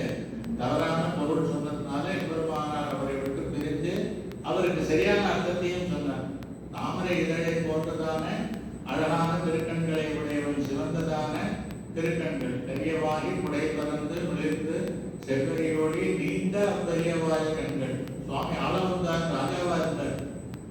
அந்த ஆட்சி ஆழ்வார் இந்த சோழ ராஜாவுடையதான சபையில ஆட்சி ஆழ்வார்ன்றதான ஆஸ்தான வித்வான் இருந்தார். அவர் எல்லார்கிட்டையும் ராஜா சிற்றரசர்கள் கிட்ட கப்பம் வசூலிப்பான். இந்த ஆட்சி ஆழ்வார் என்ன பண்ணுவார்னா அதர் ஸ்காலர்ஸ் எல்லாரையும் டிஃபீட் பண்ணி அவள்லாம் இவருக்கு பேமெண்ட் கொடுக்கணும் ரெகுலரா. அந்த மாதிரி இவர் தனியா இவருடைய பெயர் தனியா நடந்தது. அப்போ ஆளவந்தாருடையதான ஆச்சாரியனை இவர் கூப்பிட்டுருக்கார் இந்த ஆட்சி ஆழ்வார். அதுக்கு ஆளவந்தார் நானே வரேன், குரு எடுத்து ஆச்சாரியன் இருக்கு, நானே வரேன் சொல்லி அங்கே போய் அவரை டிஃபீட் பண்ணார். அது ஒரு இன்ட்ரெஸ்டிங் ஸ்டோரி. அந்த ஆட்சி ஆழ்வார் ஜெயிச்சதுக்கு முன்னாடி ராஜாவும் ராணியும் பார்க்குறார். ஒரு சின்ன பிள்ளை தேஜஸ்வியா வந்திருக்கார், இவர் தான் ஜெயிப்பார் அப்படின்னு ராணி சொல்றார். ராஜா சொல்றா நம்ம ஆஸ்தான வித்வான் தான் ஜெயிப்பார். ரெண்டு பேரும் பெட் பண்ணிக்கிறார் ஆரம்பிக்கிறதுக்கு முன்னாடி. ராணி சொல்றா, ராஜா சொல்றான், நீ சொல்ற இந்த ஆளவந்தார் ஜெயிச்சாருன்னு அது யமுனை துறைவன் பேர், ஆளவந்தார் வரல. அவர் யமுனை துறைவன் ஜெயிச்சாருனாக்க பாதி ராஜ்யத்தை அவர் கொடுத்துருக்கான். Over confident. சின்ன பையன் தான் அவர் எப்படி ஜெயிப்பார், நம்ம ஆஸ்தான வித்வான் ரொம்ப பெரிய ஸ்காலர் அப்படின்ட்டுதான் பாதி ராஜ்யத்தை தரேன். ராணி என்ன சொல்றா தெரியுமா, சப்போஸ் நம்ம இந்த யமுனை துறைவன் தோற்று போயிட்டாருனாங்க நான் ராணி போஸ்ட்ல இருந்து ரிசைன் பண்ணி உங்களுக்கு வேலைக்காரியா இருக்கேன், சாமரம் சேர்த்து இந்த மாதிரி எல்லாம் பண்ணிட்டு இருக்கேன் அப்படின்றதாக அவர் சொல்றேன். She is also very confident about Yamunai Thuraivan. இப்படி நான் பார்த்தாலே தெரியும். அதுதான் விசேஷம். மகான்களை பார்த்தாலே அந்த தேஜஸ்னால அவர்களுடைய மகிமை தெரியும். ராமானுஜர் 18வது நாள் வாதத்திற்கு போச்சு, பெருமாளுடைய அனுகிரகத்தினால போற ஆளவந்தார் அனுகிரகத்தினாலையும் அந்த தேவாதிராஜன் ஆராதனமான பெருமாளுடைய அனுகிரகத்தில் போச்சு கம்பீரமா சிம்மத்தை போல அவர் கான்பிடண்டா இருந்தார். அப்போ அந்த எதிர்கட்சியில இருக்கிறதான அவர் வந்ததை பார்த்து நான் தோற்றேன்றதை ஒத்துக்கிறேன் அப்படின்றதாக. அப்படி இந்த யமுனை திரையவன் ஜெயிச்சார். பாதி ராஜ்யம் என்னையும் ஆள வந்தீரோன்னு அந்த ராணி கொடுத்தார். என்னை ஆட்கொண்டீரே அப்படின்ற பாதி ராஜ்யத்தை கொடுத்தா ராஜா போயிட்டார். ஆனா நாதமுனிகள் என்ன சொல்லிருக்க, உயர்ந்தார்கிட்ட பேரனுக்கு உபதேசிக்கணும்னு. பேரனுக்கு உபதேசிக்கிறதுக்கு தான் இருக்க மாட்டோம்ன்றதுனால தன் சிஷியரான மணக்கால் நம்பிக்கிட்ட உயர்கொண்டார் நியமிச்சு போனார். இந்த மாதிரி நம்ம ஆச்சாரியனுடையதான திருப்பேரனா இங்க இருக்கார், அவருக்கு நீர் எல்லாத்தையும் உபதேசிக்க வேண்டும்ன்றதாக மணக்கால் நம்பிக்கு சொன்னார். மணக்கால் நம்பி தூதுவள கீரையை கொடுத்து அவரை மீட் பண்ணார். மீட் பண்ணி என்ன பண்ணாருன்னா, எதுக்கு வந்து நீர் இப்படி ரொம்ப நாளா எனக்கு தூதுவள கீரை கொடுத்தல, எதுக்காக கொடுத்தேன், உங்களுக்கு என்ன வேணும்னு கேட்கலாம். ஆளவந்தார் எனக்கு ஒன்றும் வேண்டாம், என்கிட்ட இருக்கு உங்களுடையதான அந்த குல தெய்வம், குல இது சொத்து, பூர்வீகமான சொத்து புதையல் ஒன்று இருக்கு, அதை உங்ககிட்ட கொடுத்துட்டு போகணும்னு தான் நான் வந்திருக்கேன். எங்க இருக்குன்னு கேட்டான். என் கூட வந்தா சரின்னு போனேன். அங்கேருந்து ஸ்ரீரங்கத்துக்கு அழைச்சிட்டு போனார். அந்த பெருமாள் பெரிய பெருமாளை சேவை பண்ணி வச்சார். உடனே என்ன பண்ணாருன்னா, அந்த பெருமாளுடையதான திருக்கண் அழகிலே ஆளவந்தார் ஈடுபட்டு ஆபாதசூடம் அம்பூய அரிசையானம் நாட்டவே நண்டபாத கமலம் நல்லாளேந்தி தேட்டரும் உதரபந்தம் திருமாக்கு கமலம் செவ்வாய் வாட்டமை கண்கள் மேனி முனியேறி தனி புகுந்து வாட்டினால் கண்டு வாழும் மானத்தால் பரவினோமேன்றதாக அந்த கண்ணை பார்த்த உடனே ராஜ்யத்தை விட்டார், குடும்பத்தை விட்டார். ஆளவந்தார் என்ன பண்ணாங்க, சன்னியாசம் வாங்கிட்டு பெருமாளுக்கு கைங்கரியம் பண்ணணும்ன்றதாக மாறினார். எதுக்கு நான் கோதரி கண்ணினாய்.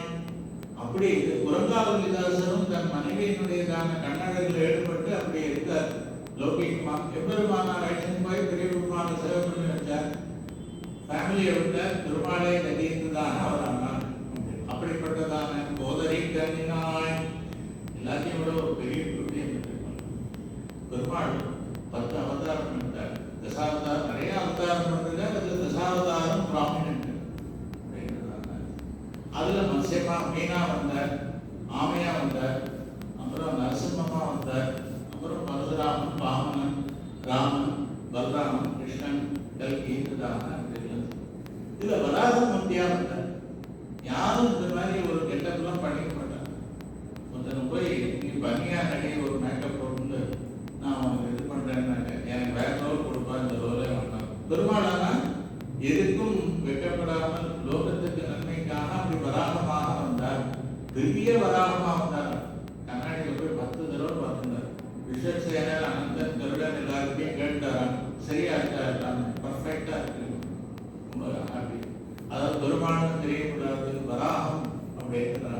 வெளியில வந்தார்.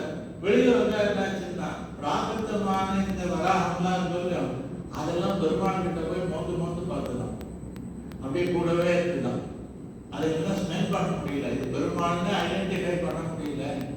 இந்த பிராகிருத்தமான வராகம் எல்லாம் அந்த வராகமூர்த்தி இடத்துல போய் நம்மளை சேர்த்தது இதுவும் இன்னொரு வராகம்னு தான் நினைச்சிருந்தது. இது என்ன டிஃபரன்ஸ் கேட்டா, மாரீச்சன் மானா வேஷம் போட்டாலும் மற்ற நாள்லாம் வந்துதான் இவனுக்கு நாட்டுல ஜலம் ஓடுறது ராட்சசன், இந்த மானெல்லாம் சாப்பிடணும் அப்படின்னு அதெல்லாம் உடனே அந்த வேர்ல இது மானே இல்லை இது கோலி அப்படின்னு எல்லாம் ஓடுதான். இந்த மாறி சேர்ந்ததான மான் தங்க மான் எங்க போறதோ வித்ரவர்த்தி திசோதசன்னு சொல்லி அதெல்லாம் ஓடுறது. இந்த மானம் பார்த்தா வராகம் வந்தா எல்லா பண்ணியும் அது கூட வருது. இவ்வளவு நேச்சுரலா இருக்காரு பெருமாள். பெருமாளுக்கு ரொம்ப சந்தோஷம், இந்த கெட்டப் பர்ஃபெக்டா இருக்கு. திடீர்னு பார்த்தாக்க நமோ நமஹான்னு ரிஷிகள்லாம் கை தூக்கி சேவிக்கிறார்.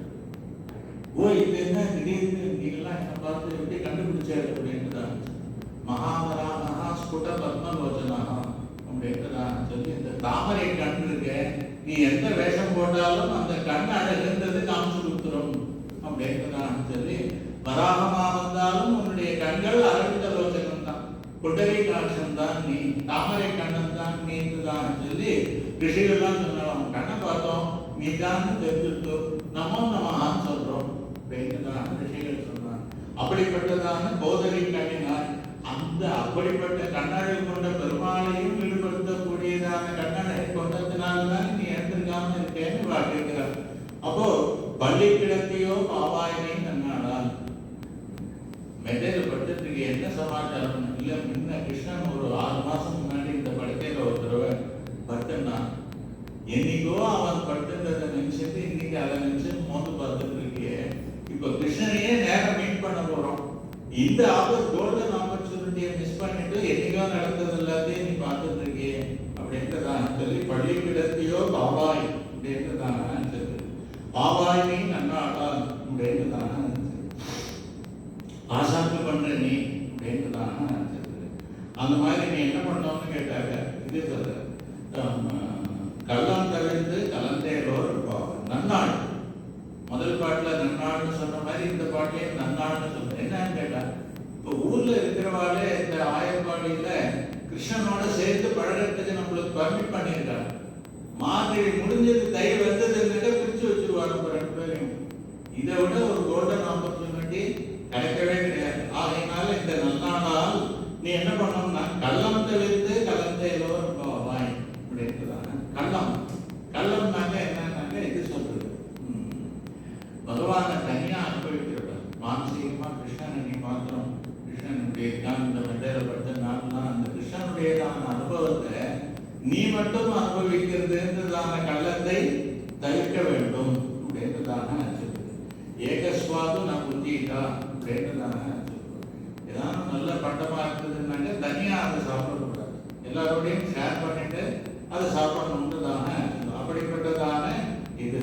திருக்கோஷ்டியூர் நம்ம என்ன பண்ணாருன்னா அந்த அஷ்டாட்சரத்தினுடையதான பெருமை எல்லாத்தையும் தனக்குள்ளேயே வச்சுட்டார்.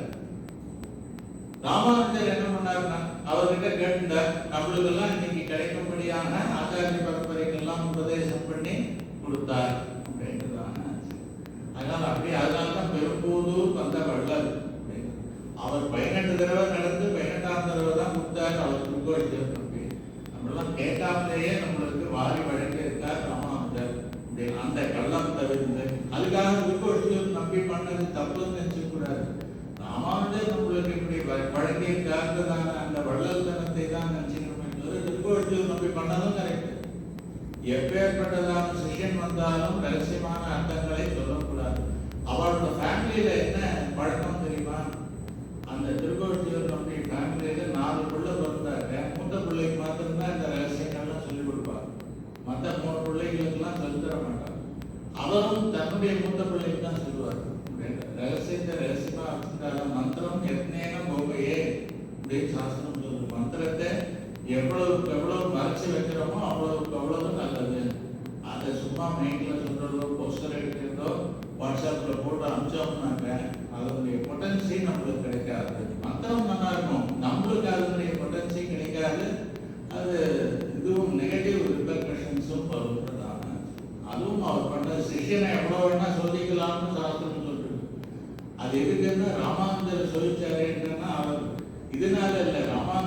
இருக்கக்கூடியதான குவாலிட்டி தெரியாமல் அவர் இது பண்ணார்.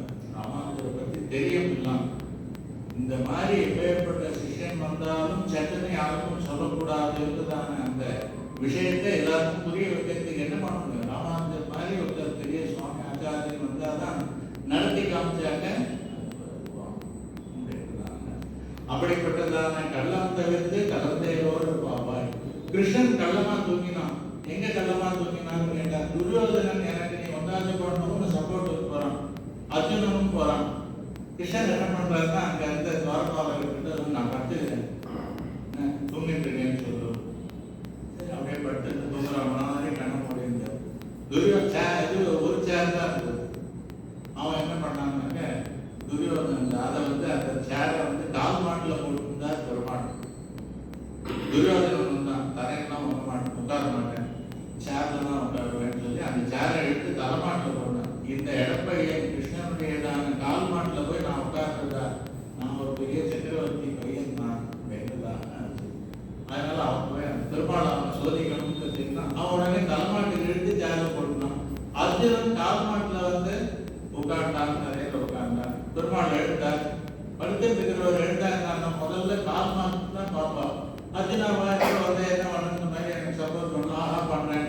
துரியோதனன் நானும் அப்படி அர்ஜுனனுக்கு முன்னாடியே வந்துட்டேன். நீ வந்திருக்கியா? இந்த பக்கம் இருந்ததுனால தெரியலப்பா. சரி, ஒன்னும் என்ன பண்ண சொல்லணும், ஒன்னும் டிசப்பாயிண்ட் பண்ணல. நான் சொல்றேன் கேளு, என்னோட ஆர்மி 9 கோடி விஷ்ணு இந்த சோல்ஜர்ஸ்லாம் வருவாங்க எல்லா ஆயுதத்தோடையும். அவ ஒரு சைடு, இன்னொன்று நான் ஆயுதம் இல்லாமல் வருவேன். இந்த ரெண்டுத்துல நீ எது வேணா சூஸ் பண்ணிக்கோ. ஃபர்ஸ்ட் ஆப்ஷன் உனக்கே தரேன், நீ வேணாம். 9 கோடி சோல்ஜர்ஸ் மாத்திரம் அனுப்பு அப்படிங்கிறாங்க. தேங்க்ஸ் கிருஷ்ணா, நீ வந்தா போதும், ஆயுதம் எடுக்க வேண்டாம்னு தான் சொல்லி அர்ஜுனன் பீஷ்மர் கிட்ட போய் இவர் மாத்தடிக்கிறான். துரியோதனன் என்ன தாத்தா 9 கோடி ஆர்மி வேணுமா? இல்லைன்னாக்க நான் மாத்திரம் நிராயுத பாணியா வேணுமான்னு கேட்டான். நான் ரொம்ப புத்திசாலித்தனமா, கிருஷ்ணா நீ வேண்டாம், உன்னுடைய சைன்யத்தை மாத்திரம் கூட கேட்பாரு. சரியான வழிகட்டின முட்டாள்தானே துரியோதனா. கிருஷ்ணன் எங்க இருக்கானோ அந்த வேற அந்த ஜெயம். எத்தனை யோகேஸ்வரன் கிருஷ்ணோ எத்தனை பார்த்தோ சொல்லி யோகேஸ்வரனா கிருஷ்ணன் இருந்தா போறாங்களா, ஆயுதம் எல்லாம் வேணுமான்னு சொல்லி படுத்திய. அவர் உடனே சொல்றார், ஆயுதம் எடுக்க மாட்டேன்னு சொல்லிட்டானா, ஆயுதம் எடுக்கும்படியாக நான் பண்றேன்னு சந்தேக அப்படின்னு அவர் உடனே இந்த பக்தர்களுடையதான இது இருக்க பெருமாளா எப்படி எல்லாம். ஆனா அவன் சொல்றதுதான் நடக்கும், பக்தர்கள் சொல்றதுதான் நடக்கும். அவர் பீஷ்மருக்காக 3 தடவை ஆயுதம் எடுத்தார். அதுல கள்ளமாக பெருமாள் தூங்கின மாதிரி இருந்தாரு. அதுல என்ன சாஸ்திரார்த்தம்னு கேட்டாரு, பெருமாள் சயன திருக்கோலத்துல எந்த கோவில்ல தான் இருக்காரு. பெருமாளை போய் சேவிக்க போகணும்னா பாசார்த்தி என்ன கோலத்துல சேவிக்கிறார். பெருமாளுக்கு வலது பக்கம் நின்று சேவிக்கணும். பெருமாள் அமர்ந்த கோலத்துல வீட்டிருந்த கோலத்துல இருந்தாலும் வலது பக்கத்துல இருந்து சேவிக்கணும். பெருமாள் சயன திருக்கோலத்துல இருந்தா அவர் திருவடி பக்கத்துல நின்று தான் சேவிக்கணும். தலைமாட்டில் நின்று சேவிச்சா துரியோதனன் சேவைன்னு பெருமாள் சொல்லுவார். அதனால நம்மளுக்கு ஆப்பர்ச்சுனிட்டி இருந்ததுன்னா திருவடி வாரத்துல நின்றுட்டு அந்த பெருமாளை சேவிப்பது என்பதாக அது ஒரு பழக்கம். சஞ்சயன் வந்தார். சஞ்சயன் வச்சையும் பெருமாள் என்ன பண்ணார் தெரியுமா? உடனே அந்த இடத்த துவாரபாலகனை கூப்பிட்டு, திரௌபதி, அர்ஜுனன், கிருஷ்ணன், சத்யபாமன் 4 பேர் இருந்தார். ஒருத்தர் மடியில இன்னொருத்தர் காலு, ஒருத்தர் மடியில இன்னொருத்தர் தலை, இப்படி ஒரு செயின் மாதிரியான இந்த ஹியூமன் செயின் மந்த செயின் சொல்லுவாங்க. அந்த மாதிரியா மட்டும் தூங்குற மாதிரி பண்ணிட்டார். சஞ்சயன் பார்க்கறது, அவர் அப்படியே உள்ள வருஷம் பெட்ரூமுக்கு நாங்கள் தூங்குற மாதிரி இருக்கும். கள்ளம் தவிர்த்து சஞ்சயன் பார்த்தார், இதுக்கு மேல ஒன்றும் தேவையே இல்லை. யார் ஜீப்பான்றது நன்னா தெரிஞ்சிருக்கு. எத்திர யோகேஸ்வர கிருஷ்ணோ எத்திர பார்த்தோ தனுர்தராக தத்திர ஸ்ரீ விரோகூதி துருவா நீட்டின் மதித்வம் என்பதாக துரியோதனன் போய் சொல்லிட்டார். தப்பா நடக்க போது அங்கே அவன் இருந்ததான அந்யோன்யமா இருந்ததான காட்சியை நான் பார்த்தேன். அதனால நீ ஜெயிக்கிறதுக்கு வாய்ப்பே இல்லை, பாதி நாட்டை கொடுத்து சமாதானமாக போயிடு அப்படின்றதான. அதனால கள்ளம் தவிர்த்து இருக்கிறதான பெருமாளை பிடிச்சிருக்காருன்னு கள்ளம் தவிர்த்து இது சொல்றாரு. பள்ளி கிடக்கையோ பாவாயினால கள்ளம் தவிர்த்து கலந்தேலோ இருந்தோம் எங்களோட சேரணும்ன்றதான. இப்போ இந்த மனத்துக்கு இனியானேன்னு ஒரு நேற்று பார்த்தோம். அதுல ராமனுடையதான வாக்கிலிருந்து வருதான விஷயங்கள்லாம் ஒரு 10 நிமிஷம் பார்க்கலாம். நேற்று கடைசியா பார்த்து இவாள் தான் சொன்னோம், என்ன மாதிரி ராமனை பேஸ் பண்ணா, சூர்பனக, தாரை, பாலி, அப்புறம் இது ராவணன், மண்டோதரி, இப்படி எல்லாரையும், மாரீச்சன் எல்லாரையும் பார்த்தோம். ராமன் என்ன சொன்னாங்க, குகனுடையதான சத்தியம் ஏற்பட்ட உடனே தான் சீதையும் லக்ஷ்மணனும் தன்னோட இருக்கிறதான காட்டுல போய் இருக்காங்க. காட்டுல போய் இருந்தாங்க. ரிஷிகள்லாம் வந்து அவளுக்கு ராட்சசர்களாக ஏற்பட்டதான அந்த அவஸ்தை எல்லாத்தையும் காமிச்சு, நீதான் எங்களை ரசிக்க வேண்டும், கர்ப்பபூதா சகோதரனா ஆனந்தான்னு சொல்லி, கர்ப்பத்தில் இருக்கிறதான குழந்தை எப்படி எதுக்குமே முடியாமல் இயலாமல் இருக்குமோ அந்த மாதிரி இருக்கோம். நாங்கள் உன்னையே நம்பியிருக்கோம். எப்படி அந்த குழந்தை தாயாரையே நம்பியிருக்கோம், கர்ப்பத்தில் இருக்கிறதான குழந்தை அந்த மாதிரி ஒன்று நம்பியிருக்கோம். பெருமாள் சொல்ற, ராட்சசர் உங்களுக்கு தீங்கிழைக்கிறதான ராட்சசர்கள் எல்லாம் கொன்று உங்களை காப்பாற்றுகிறேன். அவெல்லாம் போயிட்டார். அப்புறம் சீதாதேவி சொன்னா, இது சொன்னாங்க, ஆந்த சம்சயம் பரோதர்மஹா அப்படின்னு ராமன் கிட்ட சீதை சொல்றார். என்ன கேட்டாங்க, இரக்கம் தான் ரொம்ப உயர்ந்த குணம்னு நீங்களே அடிக்கடி எனக்கு சொல்லி கொடுத்துருக்கீங்க. ஆமாம், இப்போ ராட்சசர்களை கொன்று இந்த மாதிரி பண்ண போறேன்னு சொல்றாரு. இது வந்து அந்த அஹிம்சைக்கு எதிரான விஷயம் இல்லையா? நம்மளுக்கும் ராட்சசர்களுக்கும் என்ன விரோதம் அப்படின்றதெல்லாம் கேட்டதுனால, ஏதோ நம்ம காட்டுக்கு வந்தோம், நல்லபடியா இந்த வனவாசத்தை கழிச்சு ஊருக்கு போய் சேருவோம் அப்படின்றதான இரக்கம் தானே ஏன்னு நீங்க சொல்லுவேன் இருக்கேன். ஆமா, இப்போ பெருமாள் என்ன பதில் சொல்றாரு தெரியுமா? சீதையை என்னை இழந்தாலும் இழப்பேன், என் உயிரிலும் மேலான உன்னை இழந்தாலும் இழப்பேன், என்னையும் உன்னையும் விட எனக்கு உயர்வான லட்சுமணனை இழந்தாலும் இழப்பேன். ஆனா இந்த ரிஷிகளுக்கு கொடுத்ததான வார்த்தையை ஒருபோதும் மீற மாட்டேன். என் உயிரை போனாலும் சரி, என் உயிரை விட உயர்ந்ததான நீ இழந்தாலும் சரி, உன்னை இழந்தாலும் சரி, லட்சுமணன் இழந்தாலும் சரி, அபியம் ஜீவிதம் ஜெயிக்காம் துவாம்பா சீதே தரிசனா நகி பிரதிஜாம் உஸ்ரஜே பிராமணே சொல்லி பக்தர்களுக்கு கொடுத்ததான வாக்கை ஒருபோதும் நான் மீற மாட்டேன். பெருமாளுடையதான திருவுள்ளத்துல பக்தர்கள் கிட்ட எவ்வளவு பிரீதி இருக்குன்றதான சீதாதேவி கேட்டதுனால வெளியில வருது, இல்லைன்னாக்க அது வந்திருக்காரு. அதுக்கப்புறம் காட்டுக்கு கிளம்புற அயோத்தியிலிருந்து மரவரையெல்லாம் தரிசிந்து வனவாசத்துக்கு கிளம்புற. அப்போ இது கொஞ்சம் தசரதன் என்ன சொல்றார், கொஞ்சம் யானை, கொஞ்சம் குதிரை, கொஞ்சம் சைன்யம், கொஞ்சம் சாமான்கள், கொஞ்சம் பணம், எல்லாத்தையும் ஆட்கள் எல்லாத்தையும் எடுத்து போயப்பா. எனக்கு வேண்டாம், இல்ல சீதைக்காகவாக எடுத்துன்னு போ அப்படின்றதாக தசரதன் படுக்கையில் இருக்கார். ரொம்ப நொந்து போய் மரண தருவாயில இருக்கிறதான தசரதன் அப்பா சொல்லி வேண்டாம்னு சொல்ற பையன் இல்லை ராமன். நேற்றுக்கே பார்க்கணும். அந்த ராமன் என்ன சொல்றாருன்னு கேட்டார், யானையே இருந்தப்புறம் அங்குசத்தை வச்சுட்டு என்னமா பண்ணுறேன், ராஜ்யமே இல்லைன்னு சொல்லியாச்சு, இந்த சாமான்லாம் வச்சுட்டு நான் என்ன பண்ண போறேன் அப்படின்றதான பெருமாளுக்கு பதில் சொன்னார். நான் இதெல்லாம் வேண்டாம், ஏன்னா அப்புறம் இதெல்லாம் எடுத்துன்னு போய் காட்டிலேயே இவ்வளவு கம்ஃபர்டபுளா இருக்க, அந்த இது போல இல்லை, சன்னியாசிகள் ரிஷிகளை போல இல்லை அப்படின்றதான அந்த ஒரு கம்ப்ளைண்ட்டும் வரும், வேண்டாம். அப்போ அப்பா சொன்னாங்க, குழந்தைகள்லாம் ஃபாரின்லேருந்து வந்தால் வெளியூர்லேருந்து ஹாஸ்டல்லேருந்து படிக்கிறதுக்கு வந்ததுன்னா என்ன சொல்லுவோம், நாளைக்கு ஊருக்கு போகணும்ப்பா அப்படின்னு சொன்னால் அம்மாவும் அப்பாவும் என்ன சொல்லுவாங்க, ஒரு 2 நாள் தங்கிட்டு போயிடும், அப்புறம் போய்க்கலாம், எக்ஸ்டெண்ட் பண்ணிக்கோ அப்படின்னு சொல்லுவாங்க. தசரதர் சொன்னார், இன்னைக்கு போக வேண்டாம், நாளைக்கு போய்க்கோ, இன்னைக்கு போக வேண்டாம், நாளைக்கு போய்க்கோ. அதுக்கு ராமன் என்ன சொன்னார்ப்பா, நீங்கள் சொல்கிறது ரைட்டு, இன்னைக்கு போச்சு கஷ்டமாக இருக்கு, அதனால நாளைக்கு போக சொல்கிறேன், நாளைக்கு இருந்தாலும் போச்சு எந்தே கஷ்டம்தான் இருக்கும். அப்போது போகிறதுக்கு எனக்கும் கஷ்டமாக இருக்கும், உங்களுக்கும் அனுபவத்துக்கு கஷ்டமாக இருக்கும். இந்த டெய்லி என்னைக்கு போனாலும் இப்படியே தான் இருக்கும். ஆனால் பாருங்கோ, அப்போ போகலைன்னா என்ன சொல்லுவாங்க, தசரதன் கைகைக்கு வரம் கொடுக்குற மாதிரி கொடுத்தார், ராமன் கலப்புற மாதிரி மரபடி தெரிஞ்சுட்டார். ஆனால் போகிறேன்னா அப்பா நாளைக்கு போன்னு சொல்லிட்டார். அதனால அவர் திருப்பி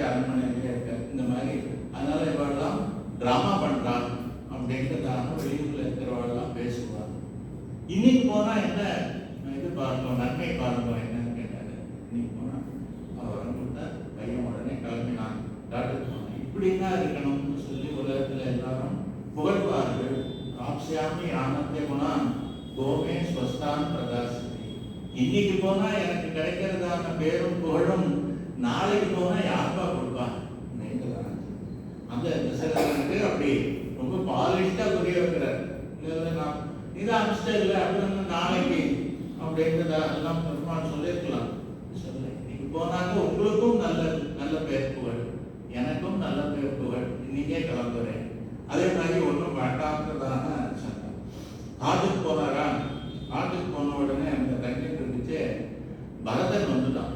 அவன் கைகை எல்லாத்தையும் இது பண்ணி ராமனுக்கு தான் நான் ராஜ்யத்தை கொடுப்பேன், மூத்தவன் இருக்கச்சு இளையவன் பட்டம் ஏற்கிறதுன்றதே கிடையாது, இந்த இதுல இக்ஷ்வாகு வம்சத்துல இது கிடையாதுன்றதாக சொல்லி நான் போய் ராமனை அழைச்சிட்டு வர போறேன்னு வசிஷ்டர் இந்த மாதாக்கள் எல்லாரையும் அழைச்சிட்டு சைன்யத்தை அழைச்சிட்டு அங்க ரிஷிகள்லாம் அழைச்சிட்டு காட்டுக்கு போனேன்.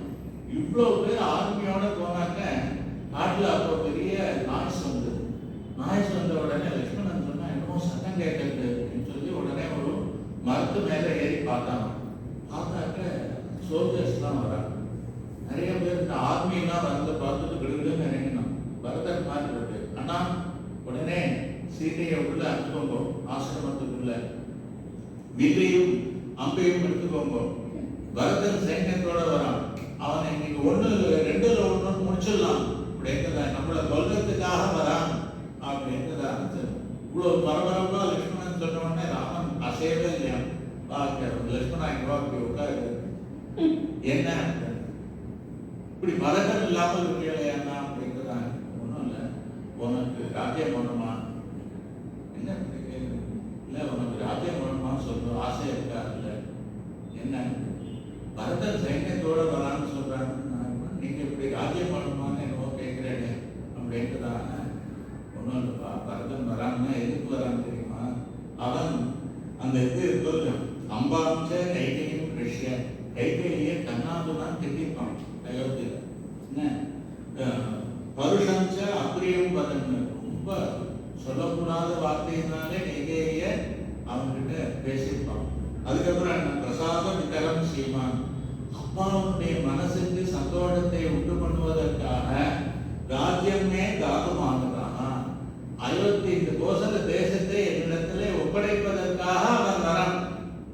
நான் சொல்றேன் பரதன் கிட்ட, பரதா இந்த லட்சுமணன் இந்த ராஜ்யத்தை ஆசை எடுத்து கொடுனாக்க உங்கள்கிட்ட கொடுத்துருவோம், அதனால நீ போறியா? இதுக்கு தான் பரதன் வரான் அப்படின்றதாக லட்சுமணன் புரிய வைக்கிறார். அம்மாவை கண்ணாடினான் திட்டி அப்பாவை மனசுக்கு சந்தோஷம் உண்டு பண்ணணுன்றதுக்காக ராஜ்யத்தை கொடுப்பதற்காக இங்கே வரான் அப்படின்றதாக. பாராளும் படச்செல்வம் பரத நம்பிக்கையை அருளி ஆறாம் பிழையவனோடு அருங்காமம் அடைந்தவனே. பரத நம்பிக்கை ராஜ்யத்தை கொடுத்தான். அப்ப எப்படி சொல்றாரு பண்ணணும்? சுற்றமெல்லாம் பின்தொடர தொல்கானம் அடைந்தவனே அற்றவர்கள் கருமருந்தே அயோத்தி நகர் அதிபதியேன்னு குலசேகர பெருமாள் சொல்றார். சுற்றமெல்லாம் பின்தொடர என்றுதான் இந்த பாசுரத்துக்கு எம்பெருமானார் காலக்ஷேபம் சாய்ச்சிட்டு அப்போ சிஷ்யர் கேட்டாராம், இது அயோத்தி ஜனங்கள்லாம் கொஞ்ச தூரம் போனா கங்கை வரைக்கும் பெருமாள் அவளெல்லாம் தெரியாமல் தூங்கிட்டு இருக்கச்சே அப்புறம் வேற திக்குல போயிட்டாரு, அவள்லாம் திரும்பி அயோத்திக்கே வந்துட்டாரு அப்படின்றதாக அது சொன்னார். இளைய பெருமாள் ஒருத்தர் போனார். அயோத்தியில இருக்கிறதான எல்லாரும் என்ன கைங்கரியம் ராமனுக்கு பண்ணுவாரோ அத்தனை கைங்கரியத்தையும் லட்சுமணன் ஒருத்தனே காட்டுல பண்ணான்.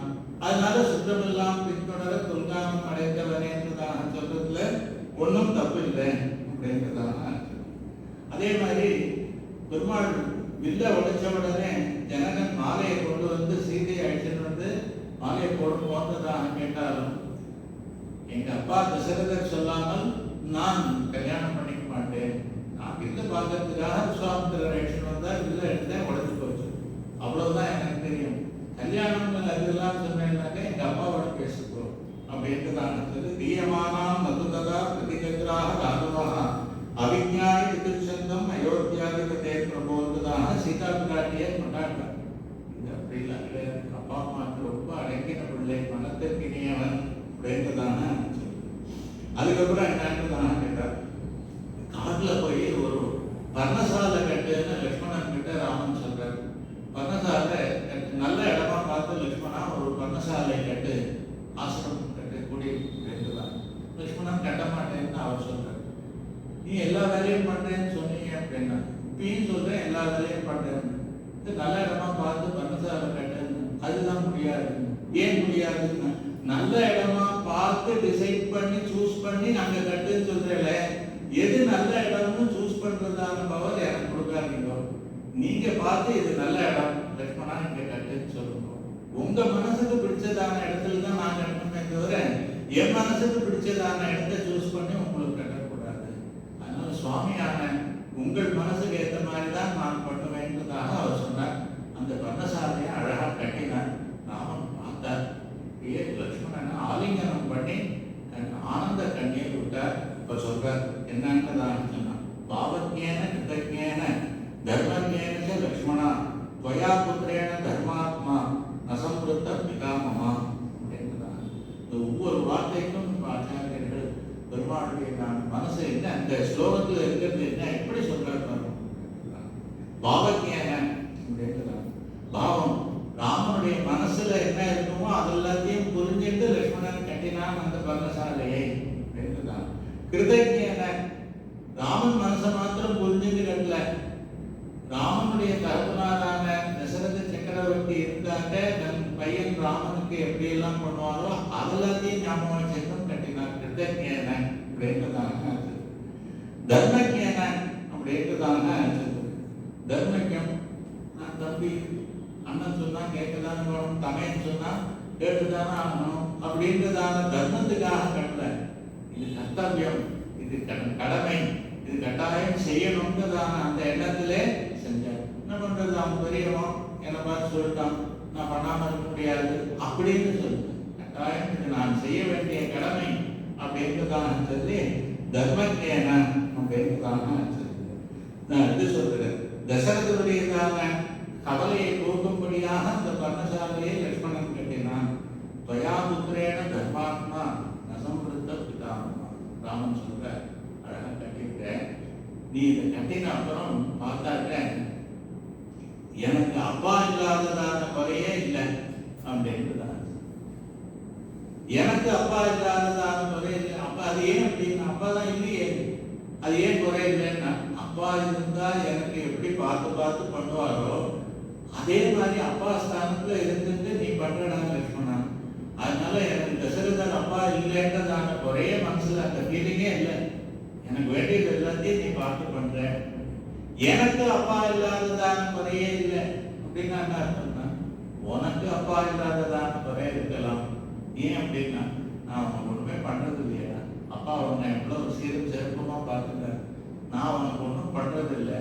உனக்கு ஒண்ணா அப்பா இல்லாத குறை தெரியுமே தவிர எனக்கு அப்பா இல்லாத குறையே தெரியல.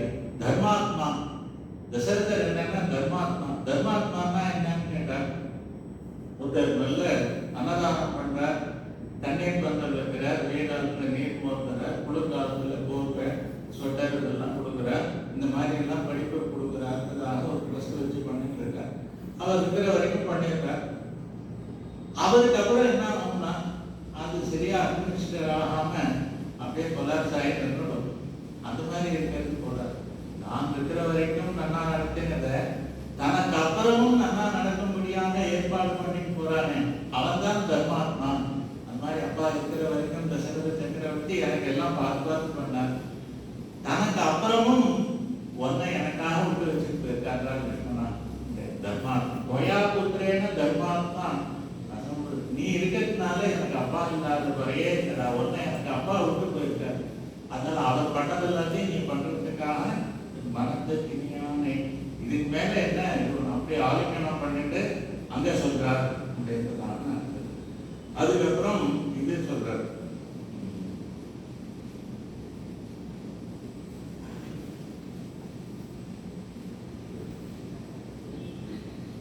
லக்ஷ்மணன் யுத்தத்துல அடிபட்டு விழுந்துறான். ராவணனுடையதான பானத்துக்கு அடிபட்டு லக்ஷ்மணன் விழுந்துறான். விழுந்துட்டாக்க அப்போ லக்ஷ்மணன் இப்படி ஒன்று எடுத்துட்டேனே, இப்படி மூச்சை ஐயா லட்சுமணன், அதனால ஒன்று எடுத்துட்டேனே. அதனால என்னன்னா ஒவ்வொரு ஊர்லேயும் போனாங்க கல்யாணம் பண்ணிக்கலாம்.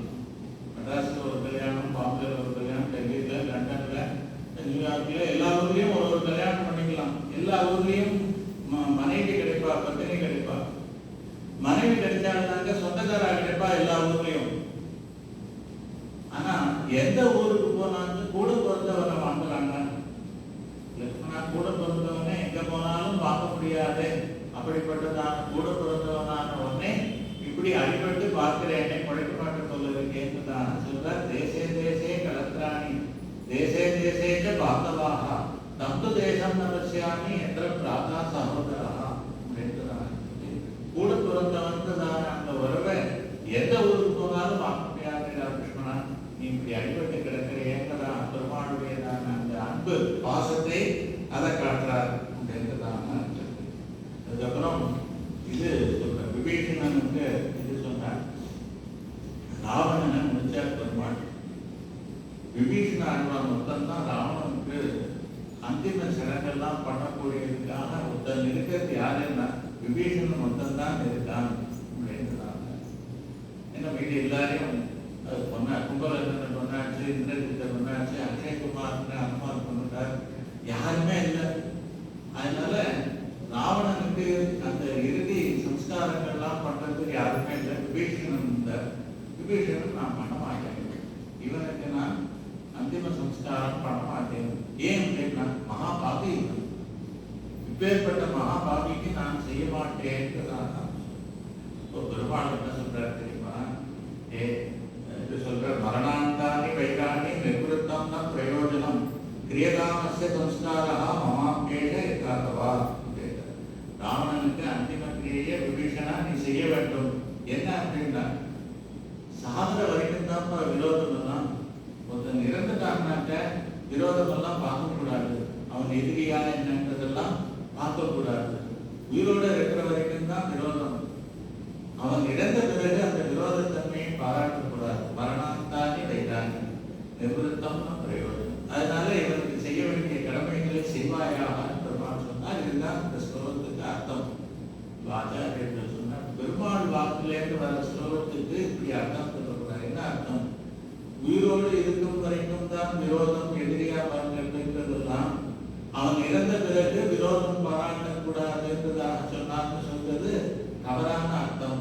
பின்ன என்ன சொல்லணும்னு கேட்டார். மரணாந்தானே வைத்தானி அப்படின்னா பெருமாளுடையதான திருக்குணத்துக்கு திருவுள்ளத்துக்கு ஏற்ற மாதிரி இந்த ஸ்லோகத்துக்கு அர்த்தம் சொல்லணும். ராமாயணத்துல நடந்ததான விஷயத்தை வச்சுட்டு இந்த ஸ்லோகத்துக்கு அர்த்தம் சொல்லணும். உயிரோட இருக்கிற வரைக்கும் தான் இவன் தைரம் பாராட்டினான். தைரம்னாக்க எல்லாருக்கும் இம்சை பண்ணான். யாருக்கு இம்சை பண்ணான்? ஜடாயுவை கொன்றான், ரிஷிகளுக்கெல்லாம் துன்பம் விளைவித்தான், தேவர்களுக்கெல்லாம் கஷ்டம் கொடுத்தான், சீதையை பிரித்தான். இப்படி எல்லாம் இதெல்லாம் அவன் எப்போ பண்ணான்? உயிரோடு இருக்கிற வரைக்கும் பண்ணான். இனிமே பண்ணுவானா? பண்ண மாட்டான். அதனால உயிர் இல்லாததுனால இனிமேல் பண்ண மாட்டான். மரணாந்தானி வைக்கானி அப்படின்றாங்க. நிர்வൃத்தம்னா பிரயோஜனம். இவன் உயிரோட இருந்துச்சே இவனுக்கு எவ்வளவோ நன்மை பண்ணணும்னு நம்ம எல்லாம் ட்ரை பண்ணோம். நீயும் அவனுக்கு நல்ல உபதேசம் பண்ண விபீஷணா கேட்கல. சீதாதேவியும் உபதேசம் பண்ணா கேட்கல. நானும் இன்று போய் நாளை வாங்கலாம் சொன்னேன். ராவணனே வந்திருந்தாலும் அவனுக்கு அபயம் கொடுத்தேன்றதாகலாம் சொன்னேன். அப்படி இல்லாம எவ்வளவோ ட்ரை பண்ணியும் இவன் எல்லாத்தையும் தடுத்தான், மறுத்தான். உயிரோட இருக்கிறதுனால நீங்க யார் சொல்றதையும் கேட்க மாட்டேன், உங்க ஹெல்ப் வேண்டாம், அட்வைஸும் வேண்டாம் அப்படின்றதான நம்ம அவனுக்கு செய்ய வேண்டதான நல்லது எல்லாத்தையும் தடுத்தான். அவன் உயிரோட இருக்கிற வரைக்கும் நிர்வൃத்தம்னா பிரயோஜனம் கிரியதாமஸ்ய சம்ஸ்காரா. இப்ப என்னன்னா நம்ம அவனுக்கு நன்மை செய்யக்கூடிய நிலையில இருக்கோம், அவனும் தடுக்க முடியாத நிலையில இருக்கான், உயிர் இல்லை. இப்ப அவனுக்கு நன்மை செய்ய வேண்டியது நம்மளுடையதான கடமை. அதனால கிரியதாமஸ்ய சம்ஸ்காரா, இவனுக்கு பண்ண வேண்டியதான கடமையை நீ செய்ய வேண்டும். இல்ல செய்ய மாட்டேன்னு விபீஷணா நீ சொன்னாக்க நான் பண்றேன் நடந்துக்கோ. ஏன் அப்படின்னா மமாபியேஷ யதார்த்தவர், நீ எனக்கு எப்படி வேண்டியவனோ அதே மாதிரிதான் ராவணனும் வேண்டியவன் என்றுதான். அதனால அப்படி இதெல்லாம் சும்மா ஒரு அனுபவத்துக்காக மீனிங்கான்னு கேட்டார். பெருமாள் சொல்ற விபீஷணன் சரணாகதி பண்ணச்சே விபீஷணோவா சுக்ரீவா எதிவா ராவணஸ்வயம், ராவணனே வந்திருந்தாலும் தயங்காமல் அழைச்சிட்டுவா, நான் அபயம் கொடுத்தேன். தத்தமஸ்ய அபயம் மையா, அதனால அவனுக்கும் மதிப்பு கொடுத்துட்டேன். ராவணனே வந்திருந்தாலும் மதிப்பு கொடுத்தேன்றதாக அப்பயே சொன்ன பெருமாளுக்கு ராவணனிடத்துல விரோதம்லாம் கிடையாது. எவ்வளவோ ட்ரை பண்ணார் அவர். அதனால பெருமாள் பண்ணதான நன்மைகள் எல்லாத்தையும் புறக்கணித்தான். இப்போ தடுக்க முடியாத நிலையில இருக்கச்சே அவனுக்கு செய்ய வேண்டிய கடமைகள் எல்லாத்தையும் நாம் செய்யாமல் தவற விடக்கூடாது, கட்டாயம் செய்ய வேண்டும்ன்றதான் பெருமாள் சொன்னார். அதனால என்ன, பெருமாளுக்கு ராவணன் எப்படி வேண்டியவன், என்ன சுவாமி என்ன வேண்டியவன் கடைசியில் சொல்லுகிறேன்னு கேட்டார். விபீஷணா உன்னுடைய தமையன் இல்லையா, நீ எனக்கு அந்தமானவன் விபீஷன் ஆழ்வான், உன்னை சேர்ந்தவர்கள்லாம் எனக்கும் வேண்டியவர்கள் தான்.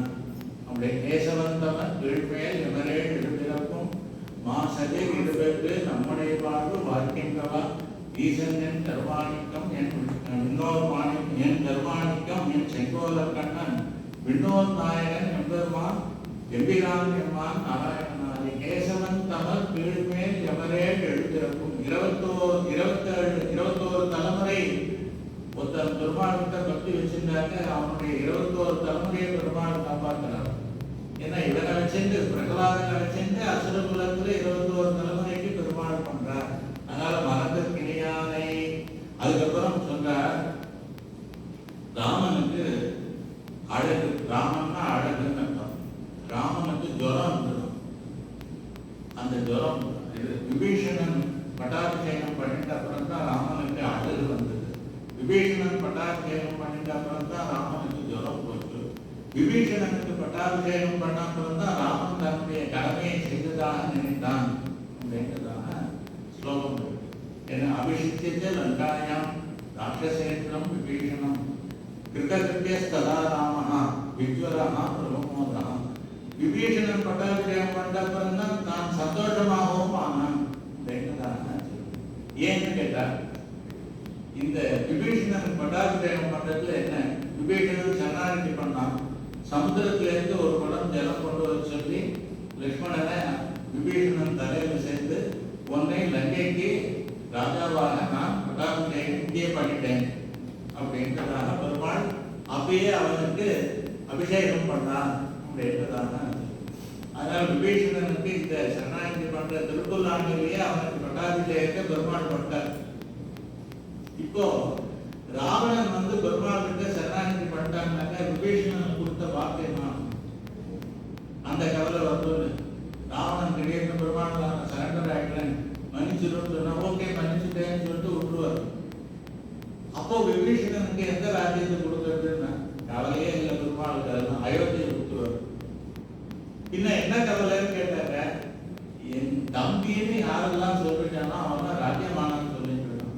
பரதனுக்கு ராஜ்யத்தை கொடுத்தா எனக்கு ராஜ்யம் வேண்டாம்னு சொல்லி பாக்கி பட்டாபிஷேகம் பண்ணி நந்தி கிராமத்துல ஒரு முனிவரை போல தபஸ்வியை போல வாழ்ந்துட்டு இருக்கான். லக்ஷ்மணனை நீ அயோத்தியில இருந்து ராஜ்யத்தை வாங்கிக்கோன்னு சொன்னாங்க. ஒன்றை விட்டு எனக்கு வைகுண்டமோ கைவல்யமோ ஐஸ்வர்யமோ எது கிடைச்சாலும் வேண்டாம்ன்றதாக லக்ஷ்மணன் சொல்றான். அந்த இவன் இருக்கானே சத்ருக்னன், பரதனை தவிர வேற ஒண்ணுமே தெரியாது, வேற என்ன பேச்சு பேசினாலும் அவன் காதுவே கேட்காது. அதே மாதிரி இவெல்லாம் என் தம்பிகள்லாம் ராஜ்யத்தை வாங்கிக்கோன்னாக்க வேண்டாம் வேண்டாம்னு சொல்றா. என் தம்பியா இருக்கிறதான இந்த விபீஷணனும் திடீர்னு எனக்கு ராஜ்யம் வேண்டாம்னு சொல்லிட்டா என்ன பண்றது, லங்கைக்கு ராஜா வாங்கிப்பான்னு கடைசியில சொல்றான். No I refuse. திடீர்னு ஒருத்தர் பார்ட்டியில செலக்ட் பண்ணி நீ சீஃப் மினிஸ்டர் ஆகிட்ட நீ பிரைம் மினிஸ்டர் ஆகிட்டா எனக்கு வேண்டாம் சார்னு அவர் சொல்றார். ஒண்ணுமே பண்ண முடியாது. அந்த மாதிரி இவன் வேண்டாம்னு சொல்ல போறாங்கன்றதான கவலை உள்ளூர இருந்துதான் பெருமாளுக்கு. பட்டாபிஷேகம் ஆன உடனே என்ன ஆச்சுன்னு சொன்னார் பெருமாள். கிருதகிருத்திய சதா ராமா, கதாந்ததான வார்த்தையை 2வது வரியில இருக்கிற எல்லா பதத்தோட கூடயும் அதை அர்ப்பணிச்சுக்கணும், சேர்த்துக்கணும். கதா கிருதகிருத்தியா, விபீஷணன் பட்டாபிஷேகம் பண்ண உடனே தான் தன்னுடைய கடமையை நிறைவேற்றினதாக பெருமாள் நினைச்சார். கதா ராமா, விபீஷணன் பட்டாபிஷேகம் பண்ணிட்ட உடனே தான் தன்னை அழகுடையவனாக பெருமாள் ஆனான். அதுக்கு முன்னாடி அராமா, அழகில்லாதவனாக இருந்தான். என்ன டென்ஷன்ல இருந்தார். கதா ராம் விஜ்வரஹா, அப்பதான் அவனுக்கு ஜுரம் போச்சு, அது வரைக்கும் டென்ஷனா இருந்தார் ராமன் அப்படின்றதாக சொல்லுங்க. கதா விஜ்வரஹா கதா பிரமோதா, அப்பதான் பெருமாளுக்கு பட்டாபிஷேகம் பண்ணிட்டு அப்புறம் தான் இதுக்கப்புறம் என்ன ஆச்சுன்னு கேட்டார். தசரதர் ஆகாசத்தில் சீதையை தீக்குளிக்க சொன்னார் பெருமாள். சீதையை நான் உன்னை காப்பாற்றிட்டேன், என்னோட கடமை முடிஞ்சது, உன் இஷ்டப்படி நீ எங்க வேணா போகலாம்னு பெருமாள் சொன்னார். அப்போ சீதை தீக்குளிக்கிறேன்னு சொன்னா லட்சுமணன் அந்த தீயை மூட்டினா, சீதை நெருப்புல இறங்கினா அக்னி பகவான் கொண்டு வந்து இவள் பவித்திரமானவள்னு கொடுத்தார். அப்போ எடுத்துட்டார். அப்போ என்னாச்சுன்னா தேவலோகத்திலேருந்து இந்திராதி தேவர்கள்லாம் வந்து பிரம்மா, இந்திரன், சிவன் எல்லாரும் வந்து சொன்னா சீதையை எடுத்து வந்து சாப்பிட்டு இருக்காரு. அது வரைக்கும் பதிலே சொல்ல. அப்போ பிரம்மா சொல்ற, நீ தான் சாட்சாத் பரமாத்மா சிவன் நாராயணன், எங்களுக்கெல்லாம் வரம் கொடுக்கறதுக்காக ராவணனை அழிக்கிறதுக்காக நீ இப்படி அவதாரம் பண்ணிருக்க, சீதையை மகாலட்சுமி நீ ஏற்றுக்கோ அப்படின்னு. அதெல்லாம் எனக்கு உண்மை புரியலையே, நீ என்ன பேசுறேன்னு. ஆத்மானும் மானுஷம் பண்ணே ராமன் தசரதாத்மன், நான் இந்த தசரதனுடைய பிள்ளை ராமன் தான் தெரிஞ்சுக்கிறேன், நீங்க சொல்றதெல்லாம் எனக்கு ஒன்றுமே புரியலையே, சாரி ராமகால்.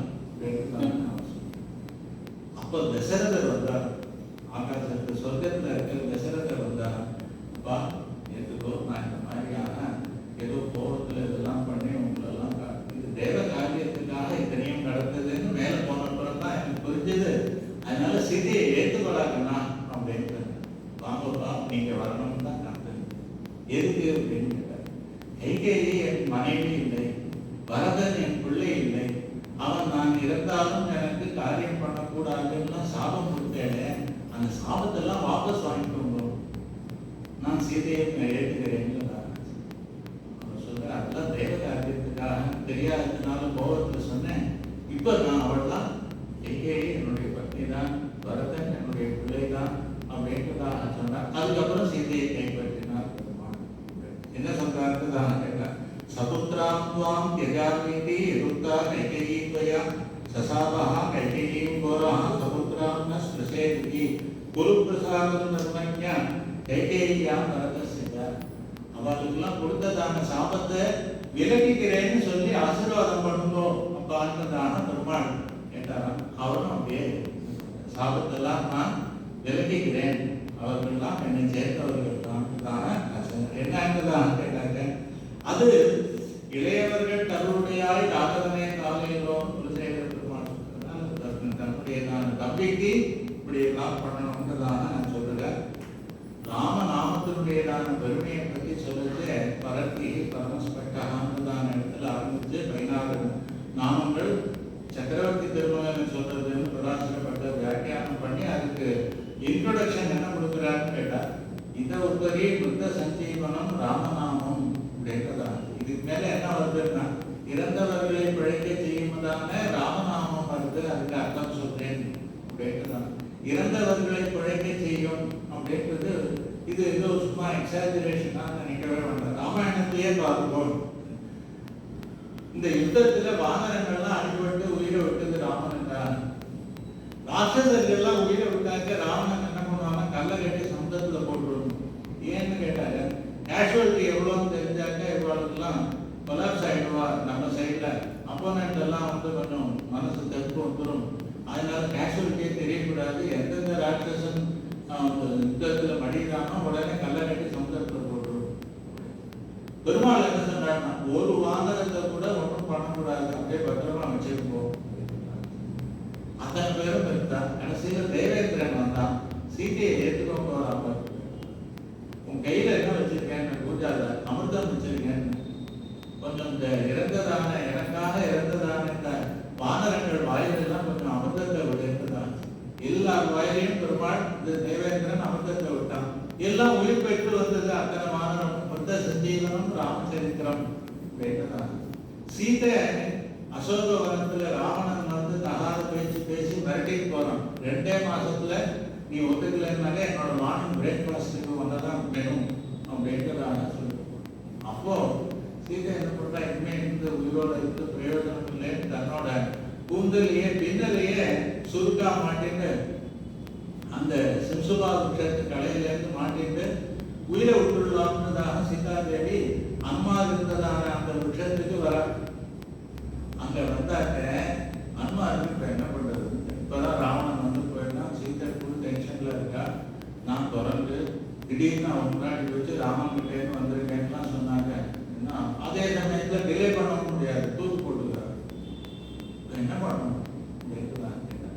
ராமனுடையதான சரித்திரத்தை பாடுவோம் அப்படின்றதான் சொல்லி ராஜா தசரதோ நாம கதகுஞ்சர வாஜிமான்னு தான் ஆரம்பிச்சு ராம சரித்திரத்தை பாடினார். அப்படியே சீதை வந்த காரியத்தை மறந்துட்டு, ஆஹா இந்த லங்கையில கூட ராம சரித்திரத்தை ராமாயணத்தை பாடுறவா உண்டாக்குறதான்னு சொல்லி யாருக்கு பார்த்தா குரங்கு உடனே பயம் அனுமார் வந்து ஆசுவாசப்படுத்தி காப்பாற்றணும். அப்போ தற்கொலைக்கு போனதான சீதைக்கு அது அமிர்தமாக இருந்தது எது? ராமநாமம், ராமச்சரித்திரம். அதே மாதிரி பரதன் கடைசியில 14 வருஷம் முடிஞ்சு அடுத்த நாள் காத்தால 6 மணிக்கு ராமன் இல்லைன்னாக்க தீக்குளிப்பேன்னு சொல்றான். பரத்வாஜ ஆசிரமத்துல ராமன் இருக்கார். அந்த போறதுக்கு ஒரு 1/2 ஆகும். 6 மணிக்கு சன்ரைஸ், 6 மணிக்கு ராமன் இல்லை, நான் தீக்குளிக்கிறேன்னு பரதன் ஆரம்பிச்சான். உடனே பெருமாள் என்ன சொன்னான்னு கேட்டார். அனுமார் கிட்ட அனுப்பிச்சார், நீ போய் சொல்லு, நான் இங்கே வந்துட்டு இருக்கேன், அவன் எதுவும் பண்ண வேண்டாம் சொல்லு. அப்போ அங்க போய் என்ன சொன்னாங்க, ஐயன் வந்தாங்கதாக சொல்லி ராமநாமத்தை சொன்னாரா அனுமார். அப்படியா அண்ணா வந்துட்டார் ராமநாதன். அவர் தீக்குளிக்கிறதுக்கு ஆரம்பிச்சிருந்தார் பரதன். அப்படி அந்த பரதனை அவருடையதான அந்த முடிவிலிருந்து காப்பாற்றினதும் ராமநாமம் தான் அப்படின்னு நான் அதுக்கப்புறம் ராமன் சீதையை பிரிஞ்சு அயோத்தியில இருக்கின்ற லவகுசர்கள் ராமாயணத்தை பாடிட்டு வர அதனால் வெளியில சொல்லிக்காம ரொம்ப ரொம்ப கவலையில இருந்தார் பெருமாள். கவலைன்னு அந்த உச்சமான கவலை, அந்த இது சொல்றாலும் 7 நாள் சனி, அஷ்டமத்து சனி, இந்த மாதிரிலாம் இதெல்லாம் சொல்லி வெளியில மெல்ல முடியாது, கொடுக்க முடியாது இருக்குதான் சொல்லி அப்படிப்பட்டதான நிலையில இருக்கிற பெருமாளுக்கு ராமாயணத்தை இந்த குழந்தைகள் பாடி வந்த உடனே அது அவருக்கு அமிர்தமா இருந்தது.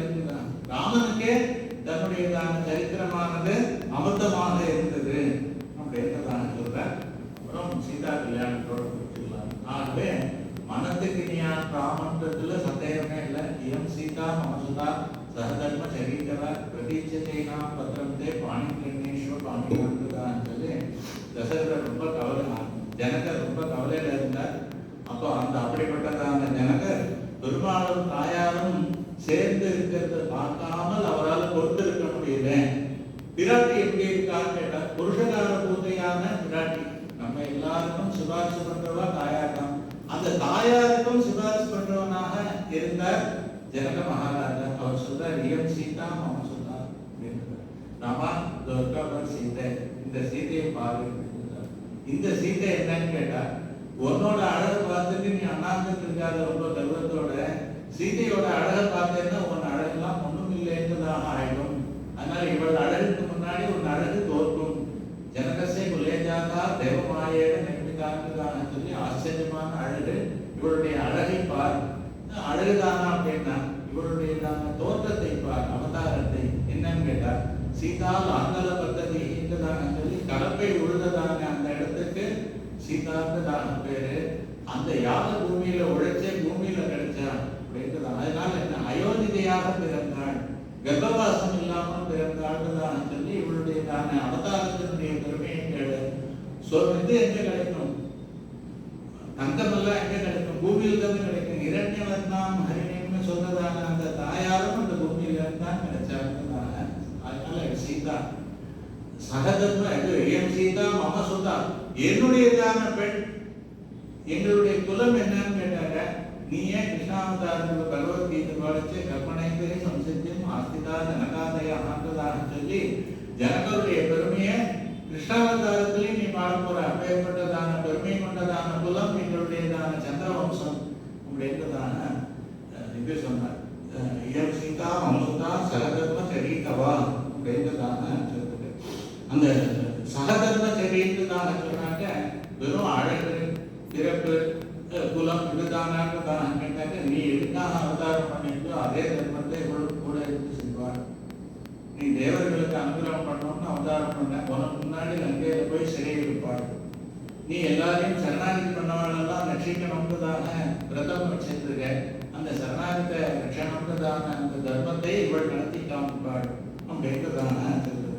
அதனால அப்படிப்பட்டதான இவளை பிரதீட்சை கைனாம் பத்திரம் சே அப்படின்றதான பிரதீட்சை நித்யானுபாயினேன்னு இருக்கிறதான இந்த விராட்டியை நீ ஏற்றுக்கொள்ள வேண்டும் அப்படின்னுதான். ஏனாம்ன்றதாக சொன்னாக்க வந்திருக்கிறதான மகாலட்சுமியை தானே வரதான மகாலட்சுமி வேண்டாம்னு சொல்லுவாடான்றதான வாசகம் தெரிஞ்சுட்டு சாட்சாத் மகாலட்சுமியே வந்திருக்கா, ஏற்றுக்கொள். பாணி பிரிங்கேஸ்வ பாணினா அப்படின்னுக்கா. நீயே ட்ரை பண்ணணும் கல்யாணம் பண்ணிக்கிறதுக்கு, நான் சொல்லும்படியாக இருக்கிறதேன்னு தான். பாணி பிரிங்கேஸ்வா, கையை கையால் பிடிப்பீராக. அப்புறம் என்னன்னா அம்மி மிதிச்சு அந்த மாதிரி வரைச்சு உமது கையால் அவள் காலை பிடிப்பீர். அம்மி மிதிக்க கணாக்கண்ணு, அதனால அப்படிப்பட்டதான காலை பிடிப்பு. உடனே என்னன்னா சீதையும் ராமனும் இப்படி பாணி கிரகணம் பண்ணிட்ட உடனே பெரியாழ்வார் மாதிரி பத்திரம் தே பல்லாண்டு நல்லாயிரத்தாண்டு சேவமா இருக்கணும் அப்படின்றதான அவர் இது பண்ணார், ஆசீர்வாதம் பண்ணார்ன்றதான சொல்லி சீதா கல்யாணத்தோட முடிச்சுக்கலாம். நயமாயிட்டு இந்த சினத்தினால் தென்னிலங்கை கோமாரி சென்று மனத்து கிணியானை பாடபூமி வாய்க்கிற வாய்ந்தது கிருஷ்ணனுக்கு அப்ளை ஆகுன்றது நாடகம். ஆண்டாள் கிருஷ்ணன் இன்னும் ஒண்ணு இருக்கு கிடையாது, அது மாத்திரம் சொல்லலாம். என்னன்னு கேட்டா மனத்து கிணியானை பாடவும் நீ வாய்க்கிற வாய்ன்னு சொன்னாலும் அந்த ராமனை பத்தி மனத்து கிணியானைன்னு ஆண்டாள் பாடி முக்கியமான சீக்ரெட் தான்.